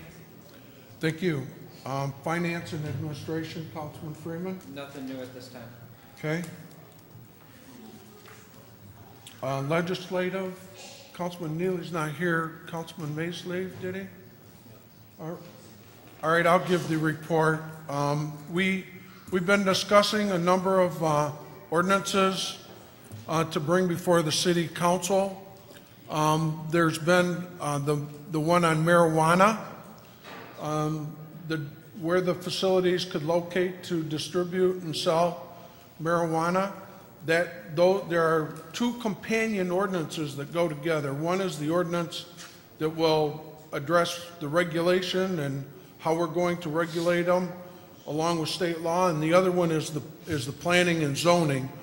And both those ordinances will be before the City Council, but they have to come together, and the one on zoning is going before the Planning Commission, and we will be having both of those ordinances on our agenda in August. Councilman Neely, I'm talking about the marijuana one. Yeah. And then any other thing you'd like to report on the Legislative Committee other than the marijuana ordinance and the one with the planning and zoning, or the zoning and the regulation? No, I do apologize for stepping away. Before I make the two comments about my report, I do want to make not a recommendation. I want to make a request through our office to maintenance to make sure before our meetings, a day and a half before our meetings, to make sure this place is heated and comfortable for the people that's here and the residents are going to be around. This is the third consecutive meeting that we've had in here where the temperature was not conducive to comfort for residents. So Liz, please let Darnell know that this is not comfortable, since you have to experience as well. This is not comfortable. But the two other things that we I can add to the report is that we made a couple add-ons as discussion items. One to discuss the chicken ordinance, and the best way I can describe it is the chicken ordinance. We know that we had some dialogue about that about a month ago. We made that commitment that we would talk about that particular ordinance. And also a governmental responsibility ordinance that will look at talking about drug testing for all elected officials and all appointees annually, to make sure that we're responsible in our roles and responsibility to elicit more community confidence. That's going to be a couple of different discussion items that we can look at putting ordinance together to support that. And so that is the end of the report, and I apologize again for stepping away. Thank you, Councilman Neely. I'm going to have Ms. Brown address the problem with the heating in the council chambers. Yes, Councilman Neely, we met with the maintenance staff last week in preparation for this meeting, and it would either be too hot or too cold. I mean, there's no in between, is basically what they told us. So what you have is what they have, and that's right. It. I'll take the former over the latter. I'd rather too hot than too cold. We'll make sure that our next council meeting will, it may be warm, but it will not be as cold as it is this evening, I guarantee you. Our next report is Councilman Davis on planning and development. Councilman Davis. Yeah, if I can elaborate on the meeting we just had a meeting with Congressman Dan Kildee, spoke about a few things. think one of the things he was speaking about was that infrastructure. We brought up infrastructure. Councilman Neely brought up the fact that can we get the federal government to probably give us some grant money that we can work on our infrastructure that can possibly lower the water rates so that we don't have to keep using the fact that the water rates is high because we want to fix our infrastructure. So that discussion was brought up. What else? Safer grant? Safer grant, yep. The Safer grant was brought up. Yep, the Safer grant. I allowed everybody to speak, and I wrote it all down. I should have brought it here today. I apologize. The Safer grant and dealing with the fire and fire department, and I'm going to work on trying to get the federal government to get involved in that as well. And I think that was about. We spoke about a variety. There was one other one, and I'm just trying to help you remind you. It was a variety. We talked about the hardest hit community funding for demolition, and we spent a lot of time talking about not just housing needed, more money for housing, but we also talked about commercial in commercial districts where we don't have very much funding at all. So we did talk about getting more money for demolition. And for not just residential, but also commercial. And he also made mention that it's very difficult when he brings stuff to the table, that it has to go through the majority, then goes to the majority leader, and it's difficult to get it to the floor when he submits something to get to the floor. And he said it's very complicated, but he said he's going to keep trying to fight hard for the city of Flint. I also want to make a statement real quick in my conclusion right here. Out of respect to people in the audience, I didn't want to make that statement that I made earlier to make it look like it was a race issue, because it's not. It's just something I was concerned about. So I do want to make that be known for the record, that it's never about a race issue. When you're serving a multitude of people, it's about a human issue. And I am a representative to represent all ethnic groups, and I make sure that all ethnic groups are treated with respect and dignity. So I want to put that out there first. And I also want to make one more statement too, my president. Is it possible that we can try to get that information by our next meeting? We're going to have that information that we requested for by our next meeting? It's going to go to the emergency manager tomorrow. Okay. So. Okay. All right. But yep. So I wanted to make that statement to you guys. Thank you. All right. Thank you. And our last committee report is on our Public Works Committee. Councilwoman Poplar. Jackie. Thank you, Mr. President.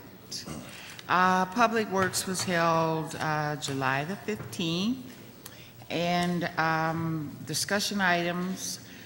The first one, we discussed snow plowing plan, and they are making sure that they have good information from the engineers.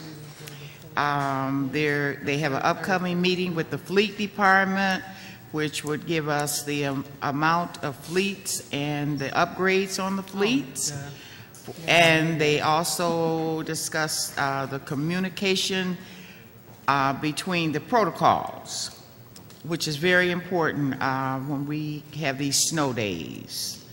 And then we had input from our community. The second item on the agenda was street tree management. They have done or will be doing an inventory on all the trees in the city of Flint, and a lot of the trees will be coming down. And I'm ecstatic to see that we have a person that we know that is a tree activist, and that is Ms. Naira Sharif. So we're going to know that our trees are going to be taken care of because she is such an activist. The last was a resolution that talked about the nuclear waste in the Great Lakes between the United States and Canada. Nobody wants it there. We don't want it there. They don't want it there.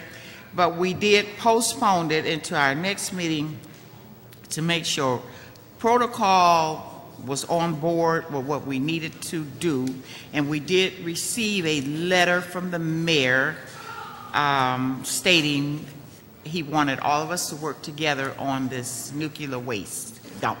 And that resolution is on our agenda tonight. We were supposed to discuss it. What's happening at the national level, that was the issue. Yeah, And that's why it's on. yeah. How did it get here tonight? Well, it's going to the national level after we do it here. Okay. Okay. All right? That's all for Public Works. Thank you very much. That concludes our committee reports. There are no appointments this evening. There have been a couple of referrals, and I'm going to follow up. We have some vacancies on some boards and commissions. I'm going to talk to the emergency manager, see if I can't get him to look at those and get with the council people that have those vacancies and get those appointments done. So I'll do that. There are no licenses, no bonds. We do have a resolution 140405. Madam Clerk.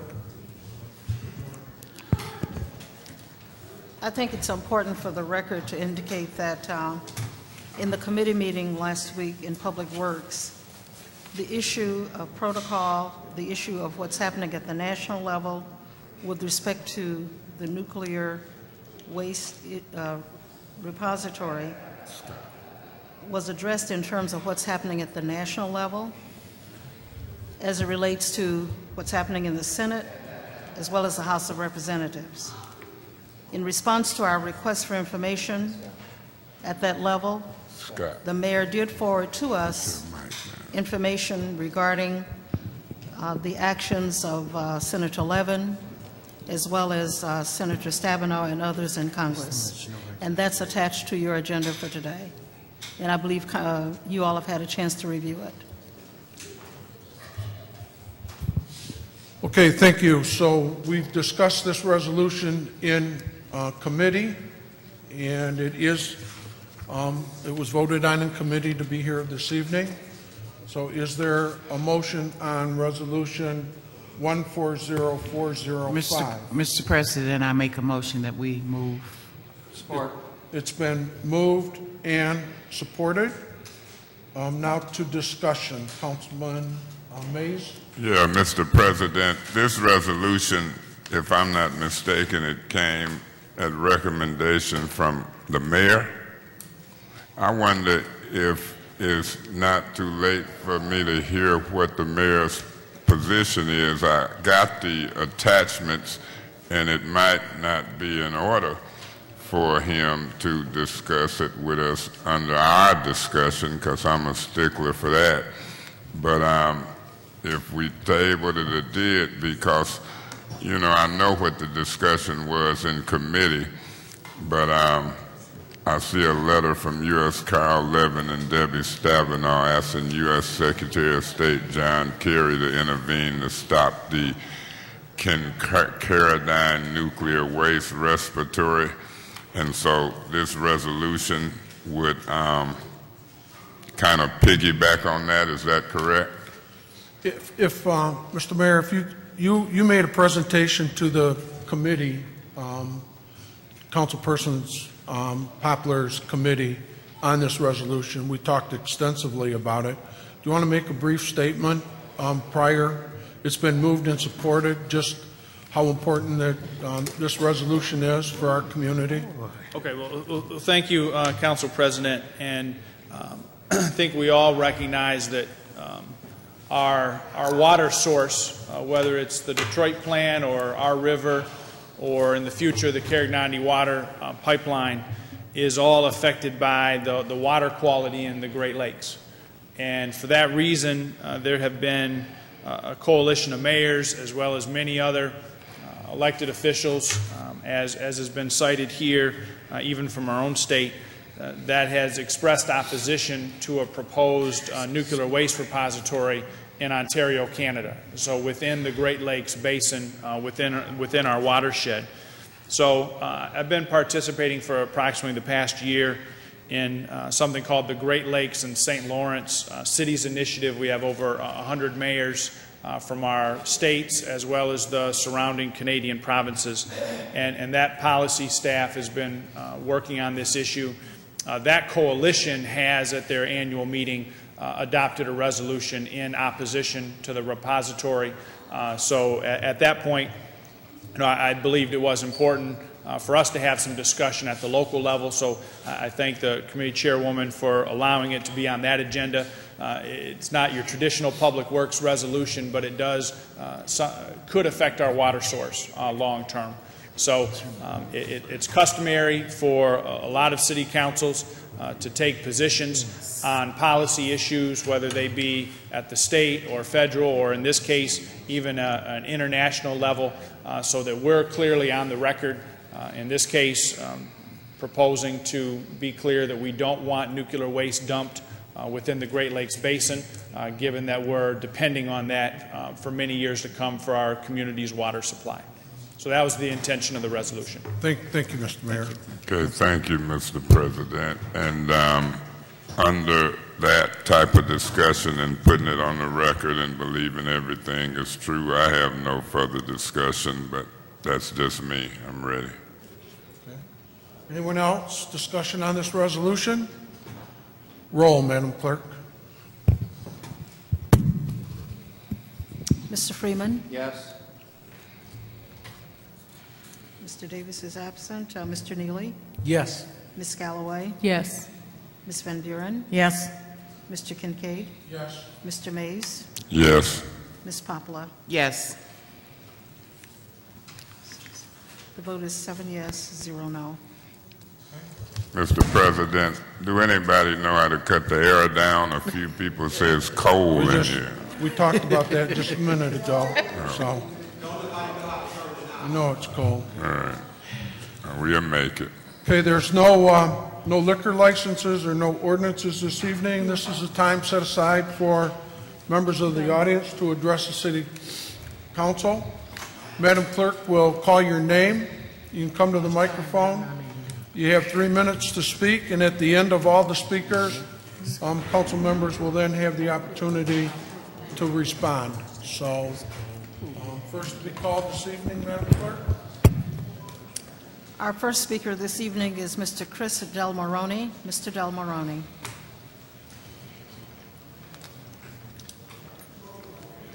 Good evening, Chris.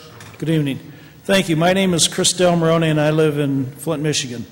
One of my concerns right now is on Friday, August 15th, parts of Saginaw Street, I guess specifically the 500 block of Saginaw Street, is going to be closed down for some Bermuda Short get-together thing. And that is the same weekend that Back to the Bricks is being held in our community. And as you know, Back to the Bricks has been here for 10, I think it's its 11th year this year. The Friday event, which was a close the street down and people would park their cars for the cruise, is being done away with, and they're going to have a rolling cruise on that evening. But now with this Bermuda Short thing going on, they're going to be closing down Saginaw Street, which will interfere with that rolling cruise between here and Grand Blanc, going through Burton and other communities. And it just seems to be the wrong thing to be doing. Why would we want to close the street down for one event when we're already promoting another one that's been in our community for 10 years? Back to the Bricks brings in hundreds of thousands of people to our community. The Flint Journal, it was one of the members of the Back of the Bricks was quoted as saying in regarding to closing down Saginaw Street for this Bermuda Short thing, it's pretty self-serving. It's not in the best interest of the community. It's only in the interest of a select few. And I think council and the mayor and the emergency manager should reconsider that idea of closing the 500 block of Saginaw Street on Friday, August 5th for this Bermuda Short thing versus having that rolling cruise. It's one of the top cruises in the nation, and it's a good thing for our community. I was able to go to some of those things on this blue ribbon panel thing that was open to the public, the three of them. I went to one of them. And you know, the people that were in the audience were given three choices: the strong mayor, form of government, the weak, and the hybrid. And it was pointed out that, currently we're under a strong mayor form of government, and that someone had mentioned, well, why would we want to go back to a weak form of government when that's where we came from, several years ago, several decades ago, and why would we want to go back to that, because that's the reason why we changed this strong form of mayor government. And I believe that's why they went with the hybrid. Thank you. And that was a quick 3 minutes. Thank you. Should have wrapped it up. Could he wrap up? Could he just get an opportunity to wrap up? The next speaker is Mrs. Teresa Delaney. Mrs. Delaney. Hello. My name is Teresa Delaney. I'm new to Flint. I was taking care of my mom. I apologize for not being used to this kind of thing. I've never really got involved until I heard, let me explain. I took care of my mom for 10 years. She had Alzheimer's dementia, and she passed away from me. And so this is why I have not been involved here. I heard about the $58,000 in raises that was given between the mayor and the council members. And thank you for all that you do. I know that you must really love your community for all the things that you try to accomplish. We are in such dire straits, and it just kind of touched my heart that so much was given out when there is so much need in our community. With the schools being, they're losing all their programs, and the old people now I'm sorry. It's okay. With the elevated water bill, $58 for a base rate every month? Really? Wow, I never heard of anything like that. How are we going to do this? How are we going to help our elderly? How are we going to help our families, our less fortunate ones? How are we going to do this? What are we going to do? What is our plan? I appreciate your time and your consideration in this matter. Thank you. Thank you.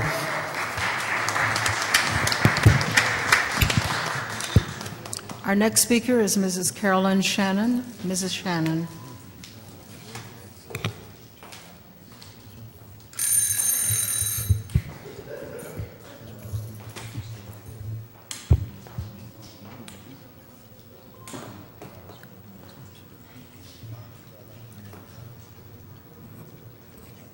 My name is Carolyn Shannon. I live in the 7th Ward. I'm very pleased to be here this evening. I'd like to throw out the naysayers, the doomsday people. If we don't do this, this is what's going to happen. I am very fed up with the way things have been handled in this city. We do not need carpetbaggers coming in here telling us what to do. We have enough intelligent people to run our city better than what is being run now. I want to inform you, I get a water bill one day, the next day I get a shut-off notice. My water bill is so high, I let God handle it. I can't handle what these people are doing to us. First of all, I paid for my presence. I've already earned my living, and I am a senior. But I speak for seniors, and I speak for the less fortunate. The people that can't be here this evening need relief. And the only way we're going to get relief, I'm going to ask Mayor Dane Walling to resign, and I'm going to ask Darnell Early, to start running out of the city of Flint and don't look back.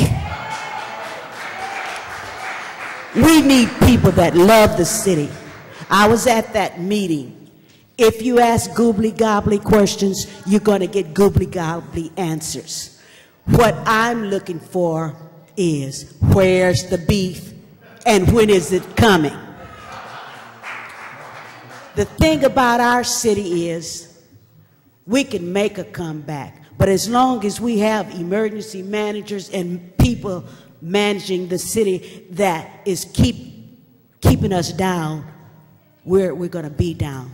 But I implore you to become engaged and to vote these people out the democratic way. This is what we have in Flint, and we've lost, is a democracy. Thank you, Carolyn.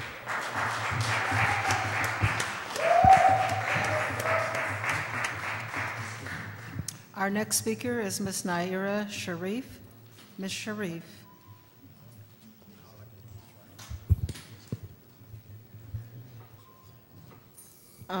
Before I start, I would like to beg indulgence from Councilman Kincaid, because when Councilwoman Poplar gave her report, she mentioned my name with, with some process, and I have no idea what that is. Like, no one's reached out to me, so I don't know what that is. So I just wanted to clarify that. You're not on this committee?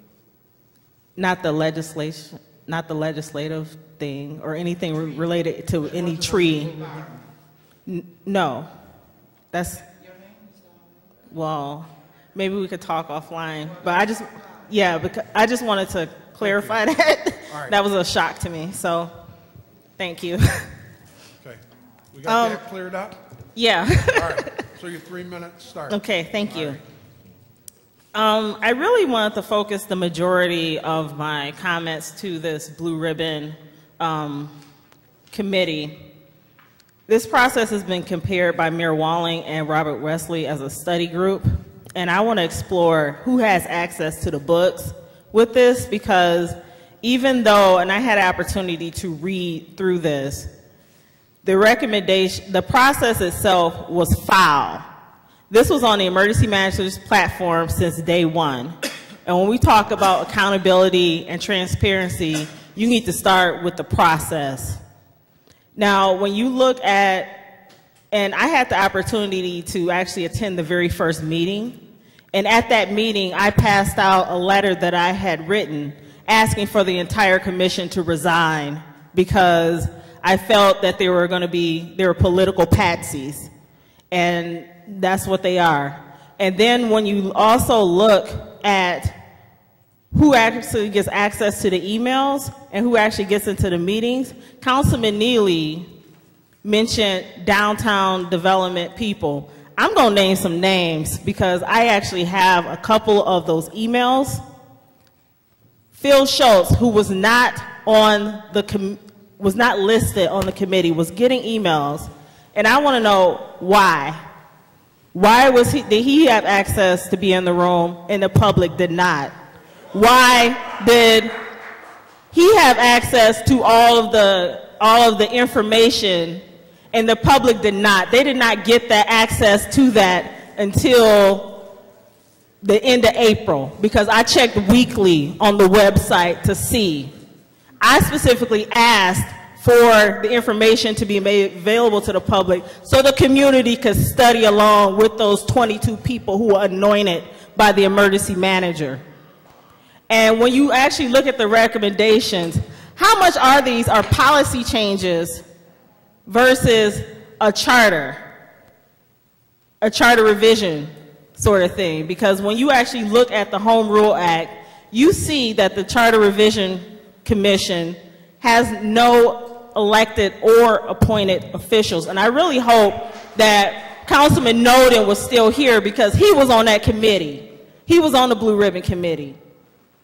So I'm really happy that you all voted to have a special meeting, because I think that as we move forward, when you have things that come from a dictatorial process, the people will not embrace that.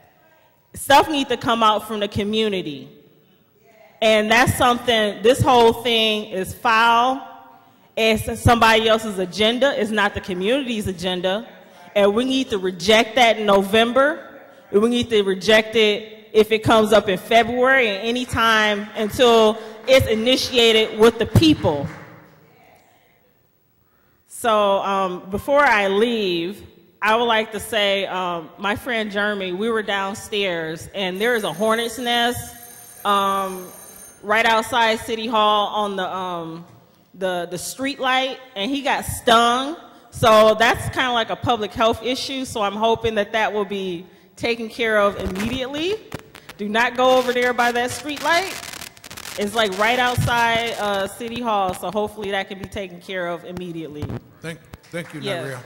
Thank you.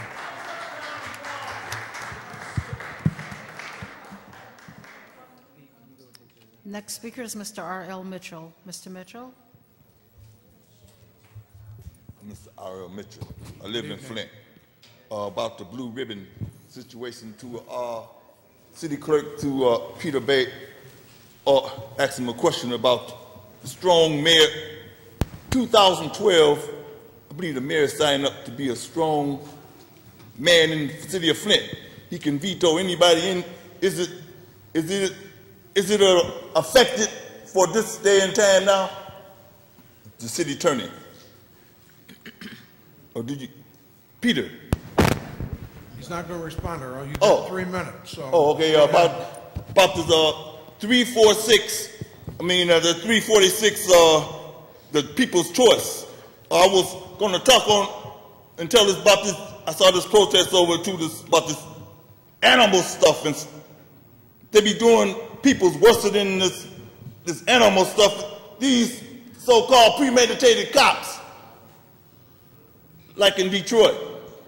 Dude said he gonna kill the woman dog before he got there, and then now they got the stuff in Flint.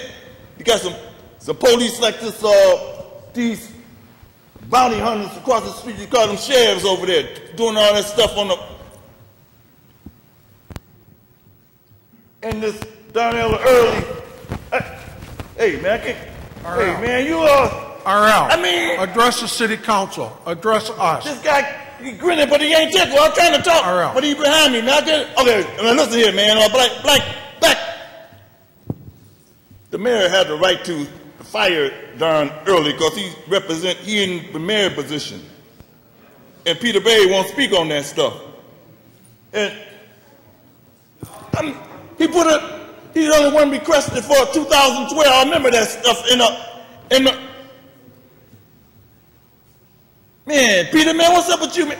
I can't address people looking like they on that marijuana stuff and they ain't much passed yet. I'll be seeing that marijuana sign over on Pearson Road. I ain't talking about free marijuana messing up the whole game out in Flint. These stupid junking peoples and junking.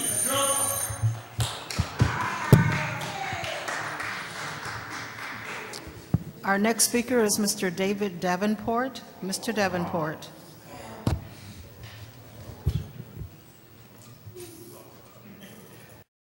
Go down. So I understand what you're saying, and you got to protect what you were elected to protect. So I'm asking you all, I've decided to go outside of darn early and all of them, okay? What we have decided to do, I'm going to say a group of us, have decided to set up a water fund of our own in this city. I hope you all contribute, but we're going to do raffles and anything else it takes. If somebody brings in a disconnection notice, that we're going to do our best to help them. This is what it's going to take. I understand you got a fund here and a fund there, but it's too much red tape, people. The bottom line is that they're putting a stranglehold on your people right now. They're forcing them out. That's why they're talking about in the Blue Ribbon Committee, cutting it down to 5 council, 3 council, or whatever. It's 9. Somebody's got to go. I spoke to the mayor the other day. He told me, boy, the Carragande water, there's not going to raise the rates when it comes through, when it's finished and built. I know that's a lie. But the thing is that somebody thought I was that stupid to believe it. I'm asking you all to please help in the fund if you can, if it's nothing but a nickel, penny, or a dime. But we got to save the seniors that helped build us and got us where we are today, okay? Thank you. Thank you. Our next speaker is Mr. A.C. Dumas. Mr. Dumas.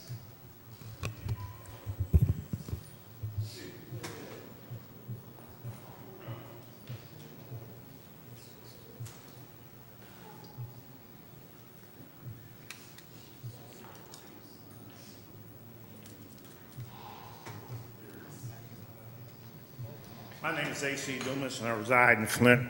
I guess when we were fighting for open housing, they turned on the sprinklers out there. I guess now they got the air conditioning on deep freeze to keep the people out. But we're resilient people, and we are the people. It's a government of the people, for the people, and by the people. I just want to say that our power lies in the voting box. That's right. You can complain all you want. You can holler, scream, fuss, discuss, and cuss.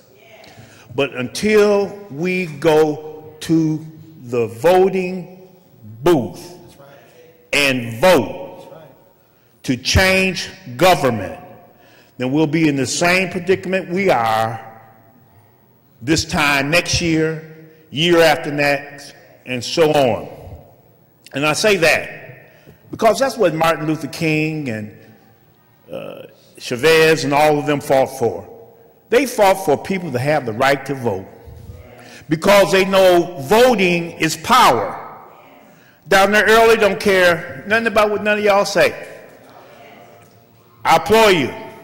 You know, you rally, we do all those things, and I say yes. But he is immune to those activities. We've got to go to the polls and vote. We've got an election on August the 5th. They say, well, it's just a primary, but it's an important election because everyone that votes for Mr. Shower on the Democratic ticket, it sends a message that, wow, these people, they, come November, they're going to be out in record numbers. We need to go in record numbers in August. Don't wait until November. Start in August. Start in the school board election. Start in the county board of commissioners election. Vote, vote, vote. And I can say that because I've been down here longer than all of you sitting up here. Over 40 years have I been coming to this council meeting. Vote. I don't care what nobody thinks about me. I have my own broadcast. I tell the truth. We need to vote. I did make an endorsement for the 34th district because when the polls came out from Lansing, this is something I made up, it had Councilman Neely in front, followed by Jeff Bean, a white gentleman who wants to represent 70% district, which is black. That is nonsense. Omar Sims is a distant third place. And the rest of them, you know, they kind of at the bottom. We got rid of Woodrow Stanley. We haven't had a black mayor since. You get rid of that black district over there on the north end and the south end and put someone that is not of African American, we won't have a one in there no more. Go vote. Listen to the broadcast Saturday, 9:30.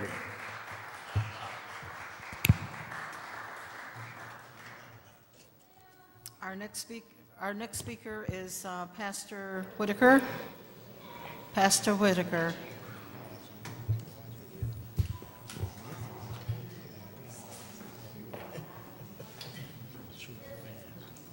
I thought I would dress up this time since the SWAT manager isn't here, and he's so colorful.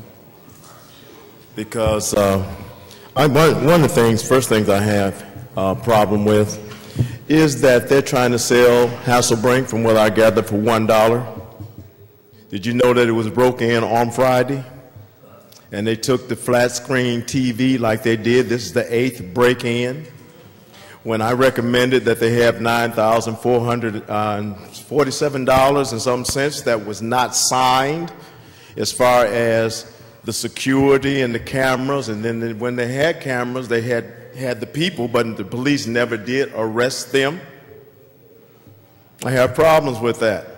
$1, I can go down here and get a used shirt from Goodwill for $1. How do you get $1 when you're using taxpayers' money from the government to have a building and it's park? How do you sell parks? They're voted on.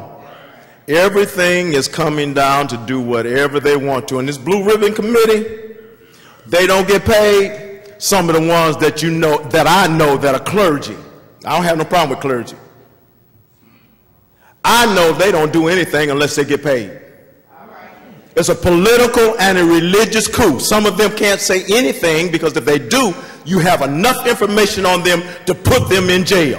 They have been sold out. The people have been sold out. How many times have you seen them here or any place else?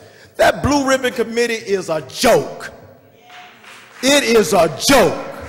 How in the world are you going to say you don't have any influence? I have influence if I say yes or no. Anytime you have a committee, you have influence. And what gets me, how do you get these people? Where do you get them from? You don't even see them in the community. And then you got a mayor under 2 administrations. You had financial managers and he went there for financial school. You gonna tell me he's not in the coup? Then you turn around, $85,000 for tasers, and in other states, those tasers have been what? They've been sued for people who had heart conditions.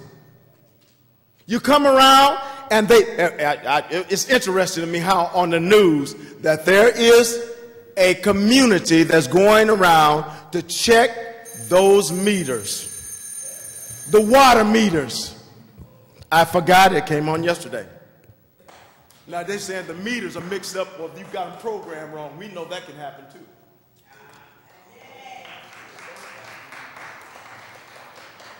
Our next speaker is Mr. Michael Harris. Mr. Harris. Michael Harris. He left. He left? Okay. Mr. Willister Dunn and his wife Doretha Dunn. Mr. and Mrs. Dunn. Okay. Ms. Cheryl Ladd. Ms. Ladd. Good evening. I'm Cheryl Ladd. I've been here for over 60 years, and I don't like to see about Flint what's happening to it. Especially when I got Cheryl, my taxes. pull the mic down so everybody can hear you. Thank you. Thank you.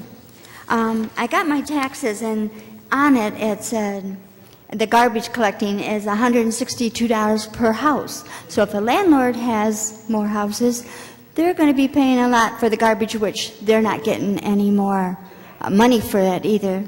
And then I looked on public safety and the MOT debt and a sinking fund, and I was worried about our police and our firemen, and I just wanted to know where that money is. And another thing, the first thing I wanted to know is where the money came from for you guys' raises and the mayor's. That's the first thing was on it. And our taxes and stuff. And then, and especially our water bill. Mr. Davis, that was nice that you had a rally, you know, for our water bill. But what happened? What come of it? In 4 years, our water has doubled in price. What is it going to do in the future? Are we going to, and I live on the boulevard. Right across the street is the Flint River. And I'm going to have to pay more money than over $100 a month for our water bill? That's so sad. And I look at our city downtown, and our downtown is wonderful. I love it. But if you go to our neighborhoods, they're bad. Where is our money? Why is that money going downtown and not to us, the people, the residents? I like to see it. And I seen on the bicycle trail, it was full of weeds, and the trees are coming down. The people that used to run around it and use the bicycle, the trees are in their way. They have to duck, and the weeds were terrible. And last weekend, people volunteered to cut down some of the trees and the bushes. I just want to see Flint, you know, to do more for the neighborhoods, and to see the Genesee County, the park board on East Boulevard Drive is full of weeds. You can't even get to the water pipe, the hydrant, because it's full of weeds. And to see all those signs around the Flint River, you can't see them because of the weeds. And then I found out today you guys hired, outsourced somebody to come and cut them down, which looks better, and I thank you.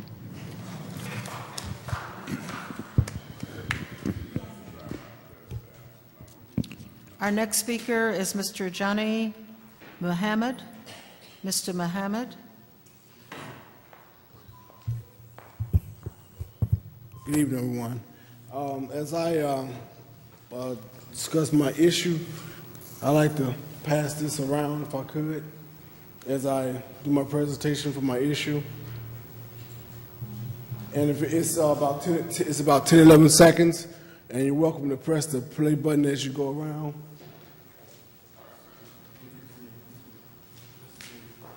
That's, if you see that, you get to see that, that's the water, where the water main broke at in the 5th Ward where I live, about a block and a half, 2 blocks away. That water ran for a week. As it ran for a week, I was out of water. Not only was I out of water, I had to go down and dip water out of there to flush my toilet, to get water to bathe me and my 3 young children, to wash dishes. And at the same time that was on, and it made top story on ABC News Flint, that the city of Flint didn't do anything about after making top story on ABC News.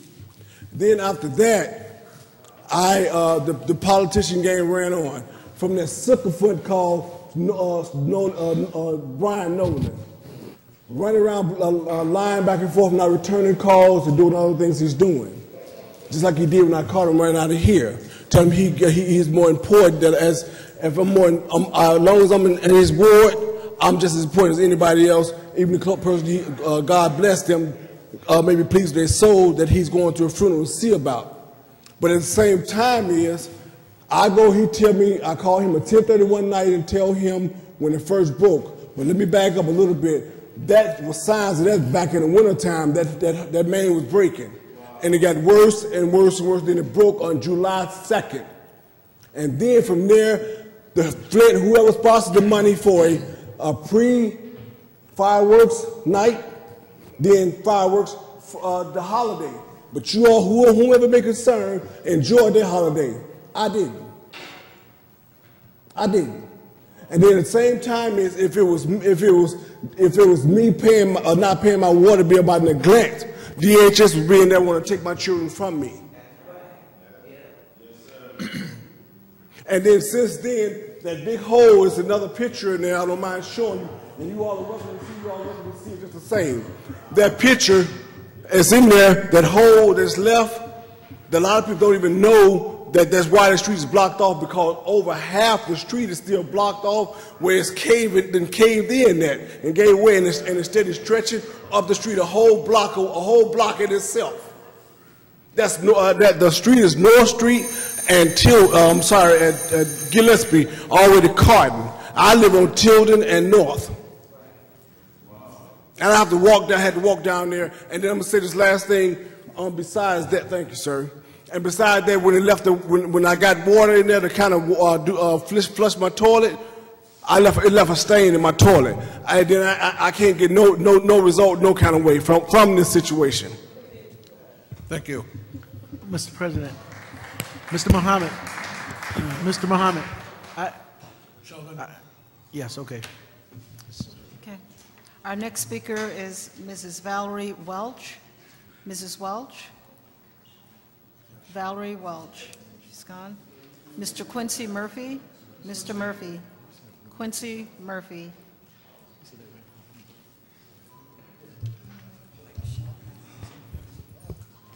Good evening. My name is Quincy Murphy, and I'm also a candidate for 34th District, and this race has been very interesting to me. And let me just give you guys a Bible quote, and I really don't too much try to get spiritual on y'all, but in Matthew 20:16, it say, "So the last will be first, and the first shall be last. For many are called, but few are chosen." So take that to the bank and cash it for those who believe that I'm leading last in the polls, because whether I win or lose, I've won, because I've challenged the other candidates to step their game up, and I wasn't afraid to run for something that I believed in, because I believe in the city of Flint. So it ain't rather Quincy win or lose, it's that I ran the race. because the race is not given to the swift or the strong, but to those who endure to the end. And Quincy Murphy has endured this race to the end. And I haven't went out and ran a campaign where I smeared or try to mess nobody's name up, because I think my work should speak for itself. But before I take my seat, I just want to give credit to St. John Evangelistic Work Camp Group and thank the mayor for coming out. Recently we had a 4-day project where we rehab over 7 homes in our neighborhood, where we painted the whole houses. We did some things up in Dewey Park. I'm not here because I'm trying to win or election. I'm compassionate with what I do in the community. And this is not nothing that I do because I'm running for office. I've been doing this for the last 3 or 4 years. I've been working, volunteering in this community for 20 years, not getting paid, not getting a paycheck. What I'm saying is we is tired of all of this bickering, fussing, and fighting. We want people to come together and work together and do what we can to help the city of Flint. I'm solution driven. I ain't the type of person that come up here and try to bash somebody or worry about what the polls is saying, because the polls don't make Quincy Murphy. I make me. I ain't brought by nobody. I haven't took no endorsements, and I want to apologize to the churches and some of the people who have sent me letters, and I'll be taking my seat within the next 30 seconds. Thank you. That I didn't want to take nobody endorsement because I didn't want to be brought, and I didn't want to be going to, campaigning in the churches because of my bad experience in some of the churches on some of the people that were supporting other candidates. Thank you.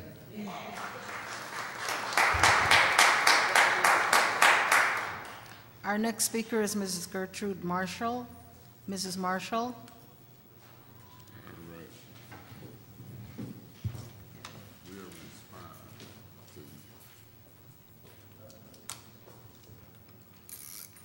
I don't have much to say. Well, first of all, my name is Gertrude Marshall. I live in the city of Flint. I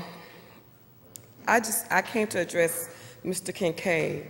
On the corner of Milton, on the Milton Street in Penn Gully is a park called Wingate Park. I think that's your ward. Yes, it is.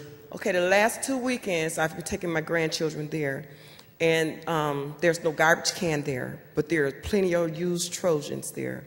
I don't know what the city could do about that, but that's not a good thing for our kids to go to. You know, they can't play on the street properly. So when we go to our parks, they shouldn't have to see anything like that.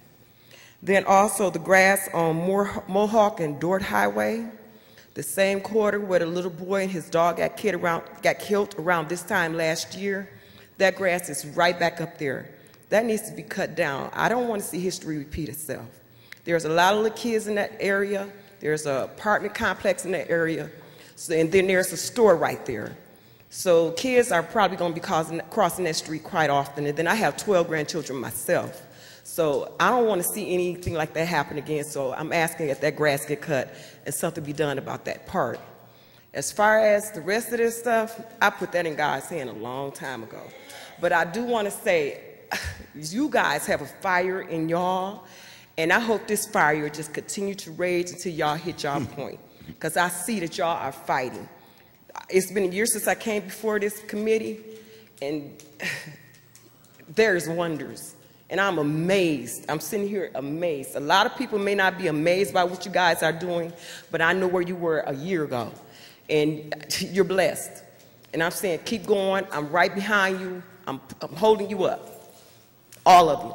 Thank you. Thank you. Mrs. Diane Slosser. Mrs. Slosser.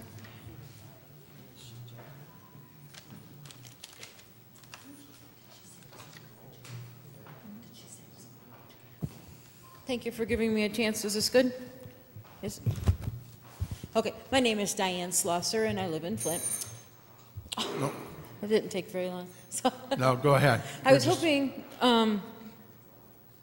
last time we were here and everyone had so much to say about the chickens, and this time I haven't heard anything as far as any movement along those lines. I think that last time there was I thought that they could stop action for a couple weeks maybe, as far as people who were being told they had to get rid of their chickens while the whole thing was looked at.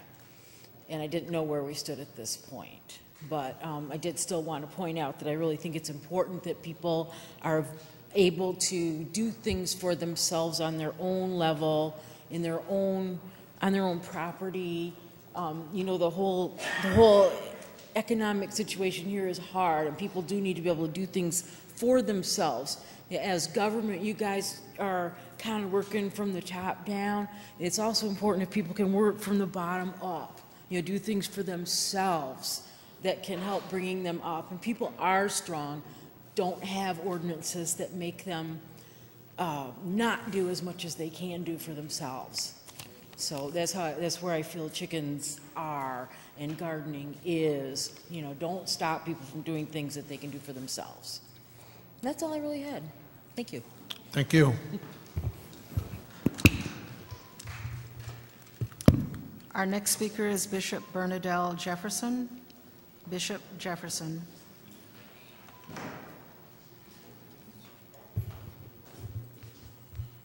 Thank you. I'm Bishop Bernadelle Jefferson. And one thing that I want to bring before this council that I have not heard brought before there is that ban the box. I know that they have done it in Genesee County. Took 9 months to do it. I don't know if you want me to bring a written request for you to ban the box, but the only way that we're going to make it better, one of the things that will help make it better is that we got to give each and every one a fair chance. On last Thursday, I had a forum on expungement, but until they can get that record expunged, we need your help to make a difference in Flint and Genesee County and the state of Michigan. It has not been done in the state of Michigan, but if we do each area one at a time, if we begin to work on it, then we will cover our whole area. So I ask that this city council begin to work on banning the box in Flint, Michigan. Thank you. Thank you.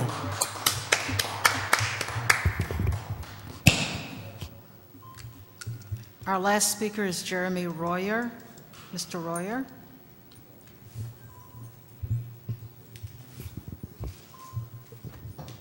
Good evening, Council, and thanks for letting me speak. First off, I live in Flint Township. However, I am a student in the city of Flint. I was born in Flint and hope to have a residency in the city of Flint at some point. The only point I would like to bring out is what happened with me at the Blue Ribbon Committee meeting. It was their second meeting. It was based on their budget.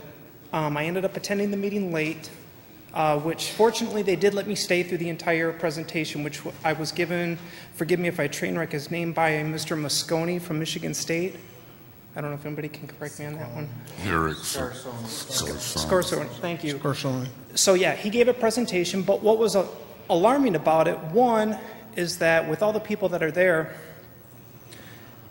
he mentioned how Social Security was going to be insolvent in 25 years, and that's pretty much a lie. You know, when you're presenting people, you're supposed to be giving accurate information. That is just a flat-out lie. That's right. The other part that was disturbing was the fact that he was saying how to balance the budget had to do with attacking public workers.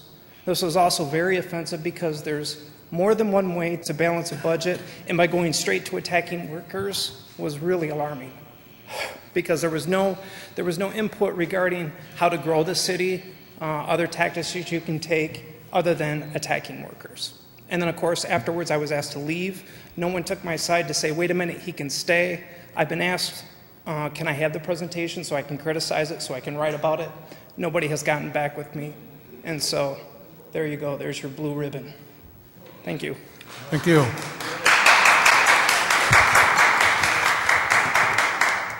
Okay, that concludes our speakers for this evening. Now to the portion of council discussion. I'll start with Councilman Mr. President, before we get to that, you know, I had requested that a report from the city attorney as it relates to Public Act 436, the right of, you know, council and the mayor to remove the emergency manager. Eric, I have that written down on my agenda. I'm sorry I didn't share it with you, but I wanted us to be able to respond to the audience that was still here.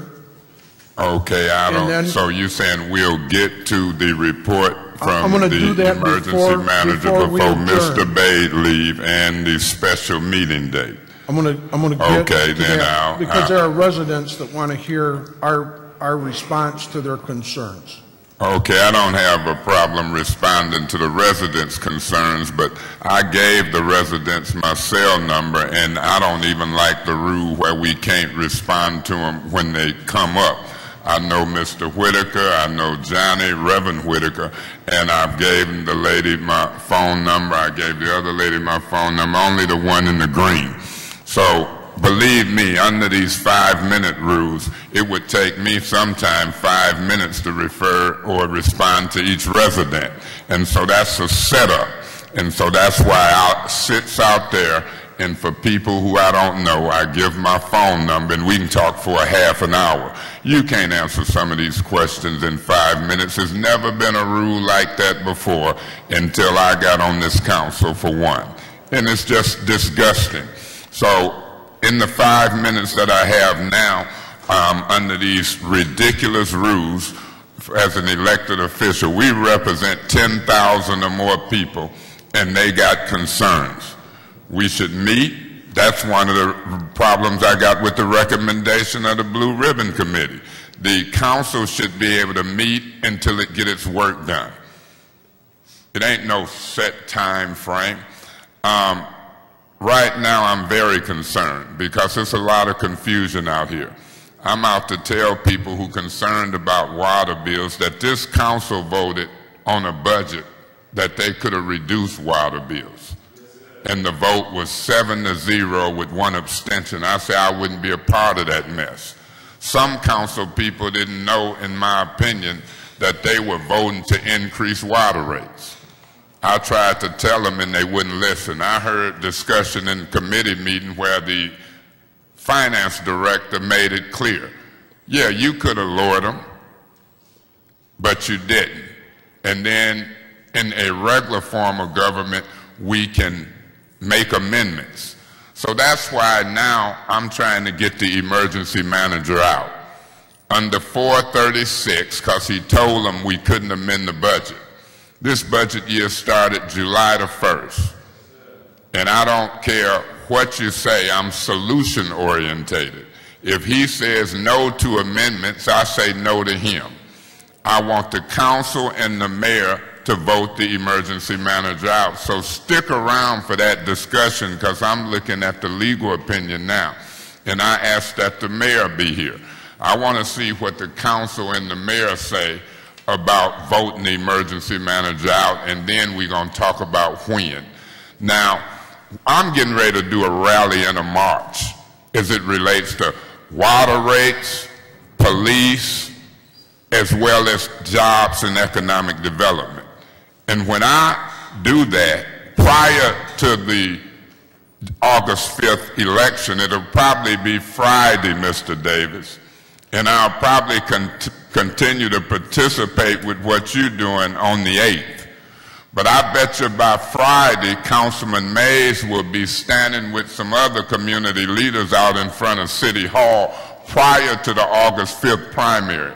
So while Mr. Dumas talking about a poll that I knew about 3 weeks ago, before Omar Sims was endorsed by Woodrow, before I brought or asked that Congressman Kildee come before this meeting, before the Flint Journal spoke out about Woodrow, before I told that Neely voted to increase water rates. See, the poll didn't know what I know. The people don't want somebody voting to increase water rates and then acting like they didn't. So you got to take a poll next week, Mr. Dumas. So while you coming out making an endorsement in a race that I'm in and speaking publicly for Neely on something I'm running in, well, look who I am. I'm Eric Mays, and I'm telling you, I'm going to release a poll. And the poll going to say that the race done tightened up. You got Omar Sims, Eric Mays, and Neely. And then the poll gonna say that if the district is 85% black, that it's gonna be tough for Mr. Bean. So while you up here talking about your show and the truth will make you free, well, guess what?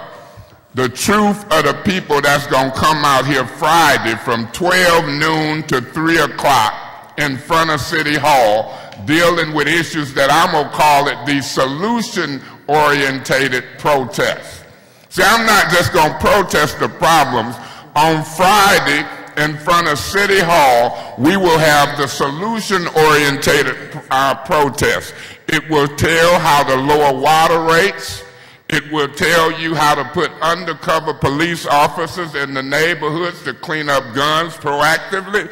And it will also tell you that we don't want just 20 million to tear down houses, but we also want 20 million to create jobs. And it will also tell you, and I will hope you will support, 6 council people and the mayor voting the emergency manager out. See, it will also tell you how to get your democracy back.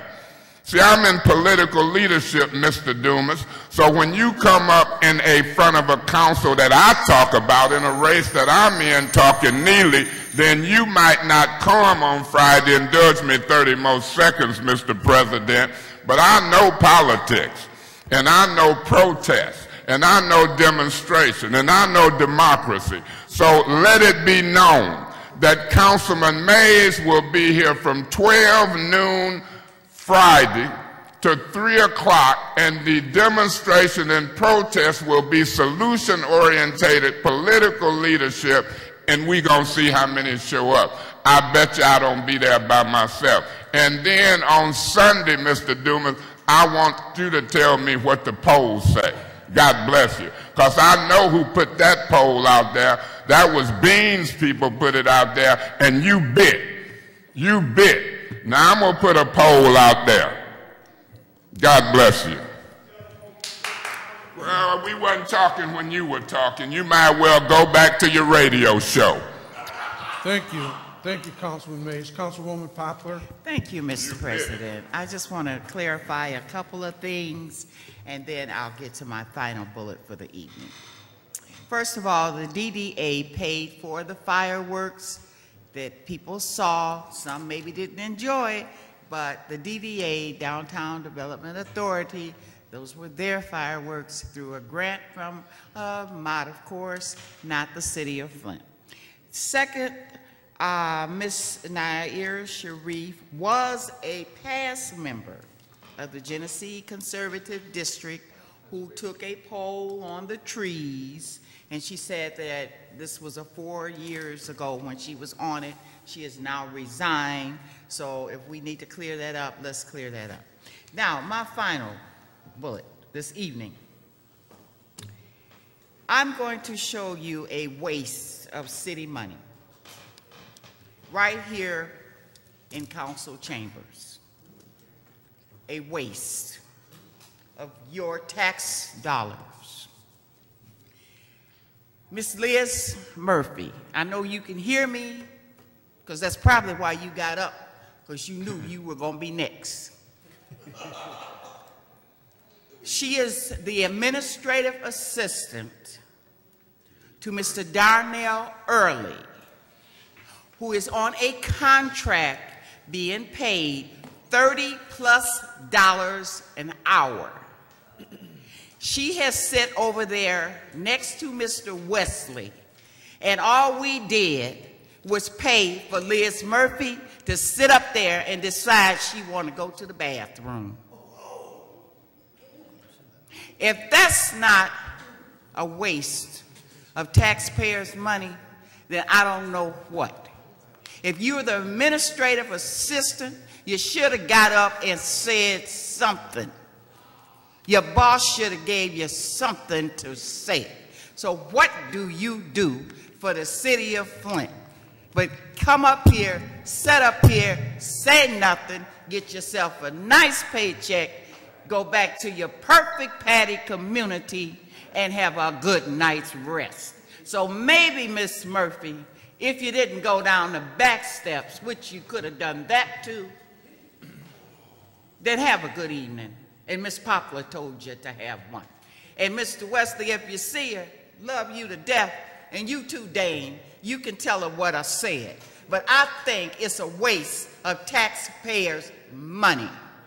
And Mr. Early knows she's a waste of taxpayers' money. And I don't like it when you waste the taxpayers' money.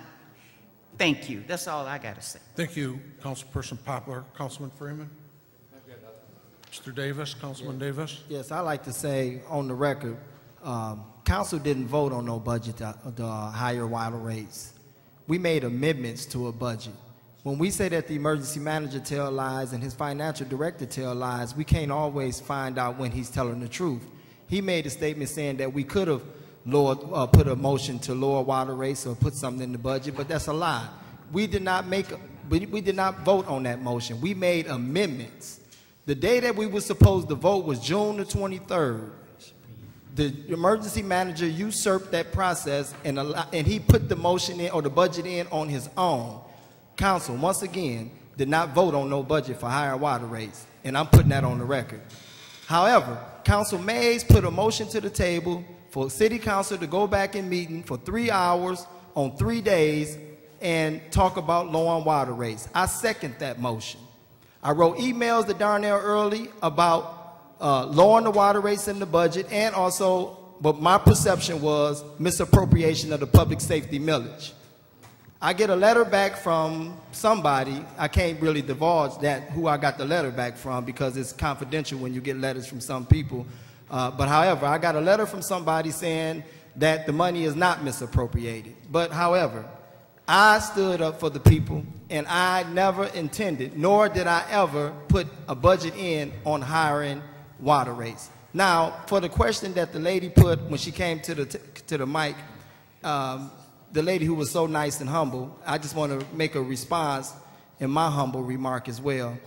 Whenever you do a protest and a rally, it'll put pressure on Governor Snyder. Governor Snyder is trying to get reelected again.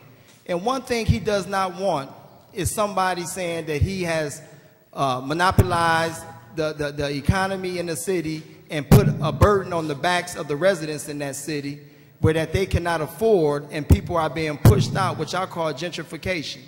He don't want that to be placed in his area when he's trying to get reelected. Or if he does, it's suicide to me. So a rally and a protest, it goes out in volumes when we have a multitude of people in a march or protesting about injustice. And if it goes national like Detroit, because Detroit been protesting and rallying, and they're getting a lot of help. They also got a lot of information from the United Nations. When I do mine, and I'm going to continue to do it, I hope that it reaches CNN where that we will get the help that we need. Because if it goes to CNN, then we get the help from a national level. But the same thing about Detroit can also be implemented in Flint when we get the help that we need. Because Governor Snyder, once again, cannot afford for this to happen. That's why the reason protests and rallies are very important, because it's election time coming up. People have been protesting and rallying since the 60s and got a lot of justice done. Martin Luther King did it in his time, and if he didn't do it, we wouldn't be in the position that we are in right now. So I wanted to just make some clarity to that. I understand right here. Can't remember your name, and I'm sorry. But that's why I protest. I protest for people like yourself, because people like yourself need to have something that you can say is affordable for you and your family. I think the water bills is atrocious. They are. When a person is paying $150 and $140 a month, when once upon a time they was only paying $60 a month, it's atrocious. And general assistance only give you $174 a year, and that's it. They cannot expect you to run up and down the street and get somebody to accompany your needs. Water is a necessity. The human body is 70 to 75% water.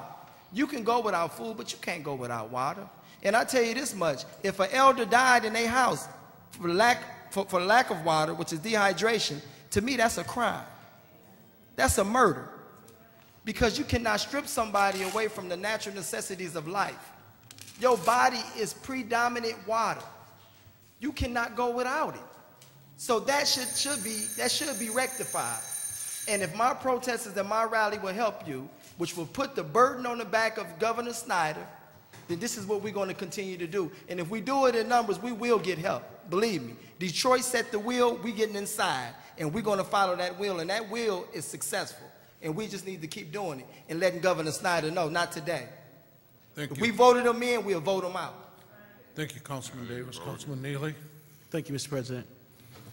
You know, I do want to address a few concerns that the residents had. One was about the chicken ordinance and a review as a discussion item that will be on our next legislative agenda coming up in 2 weeks, Ms. Brown, or is it 1 month?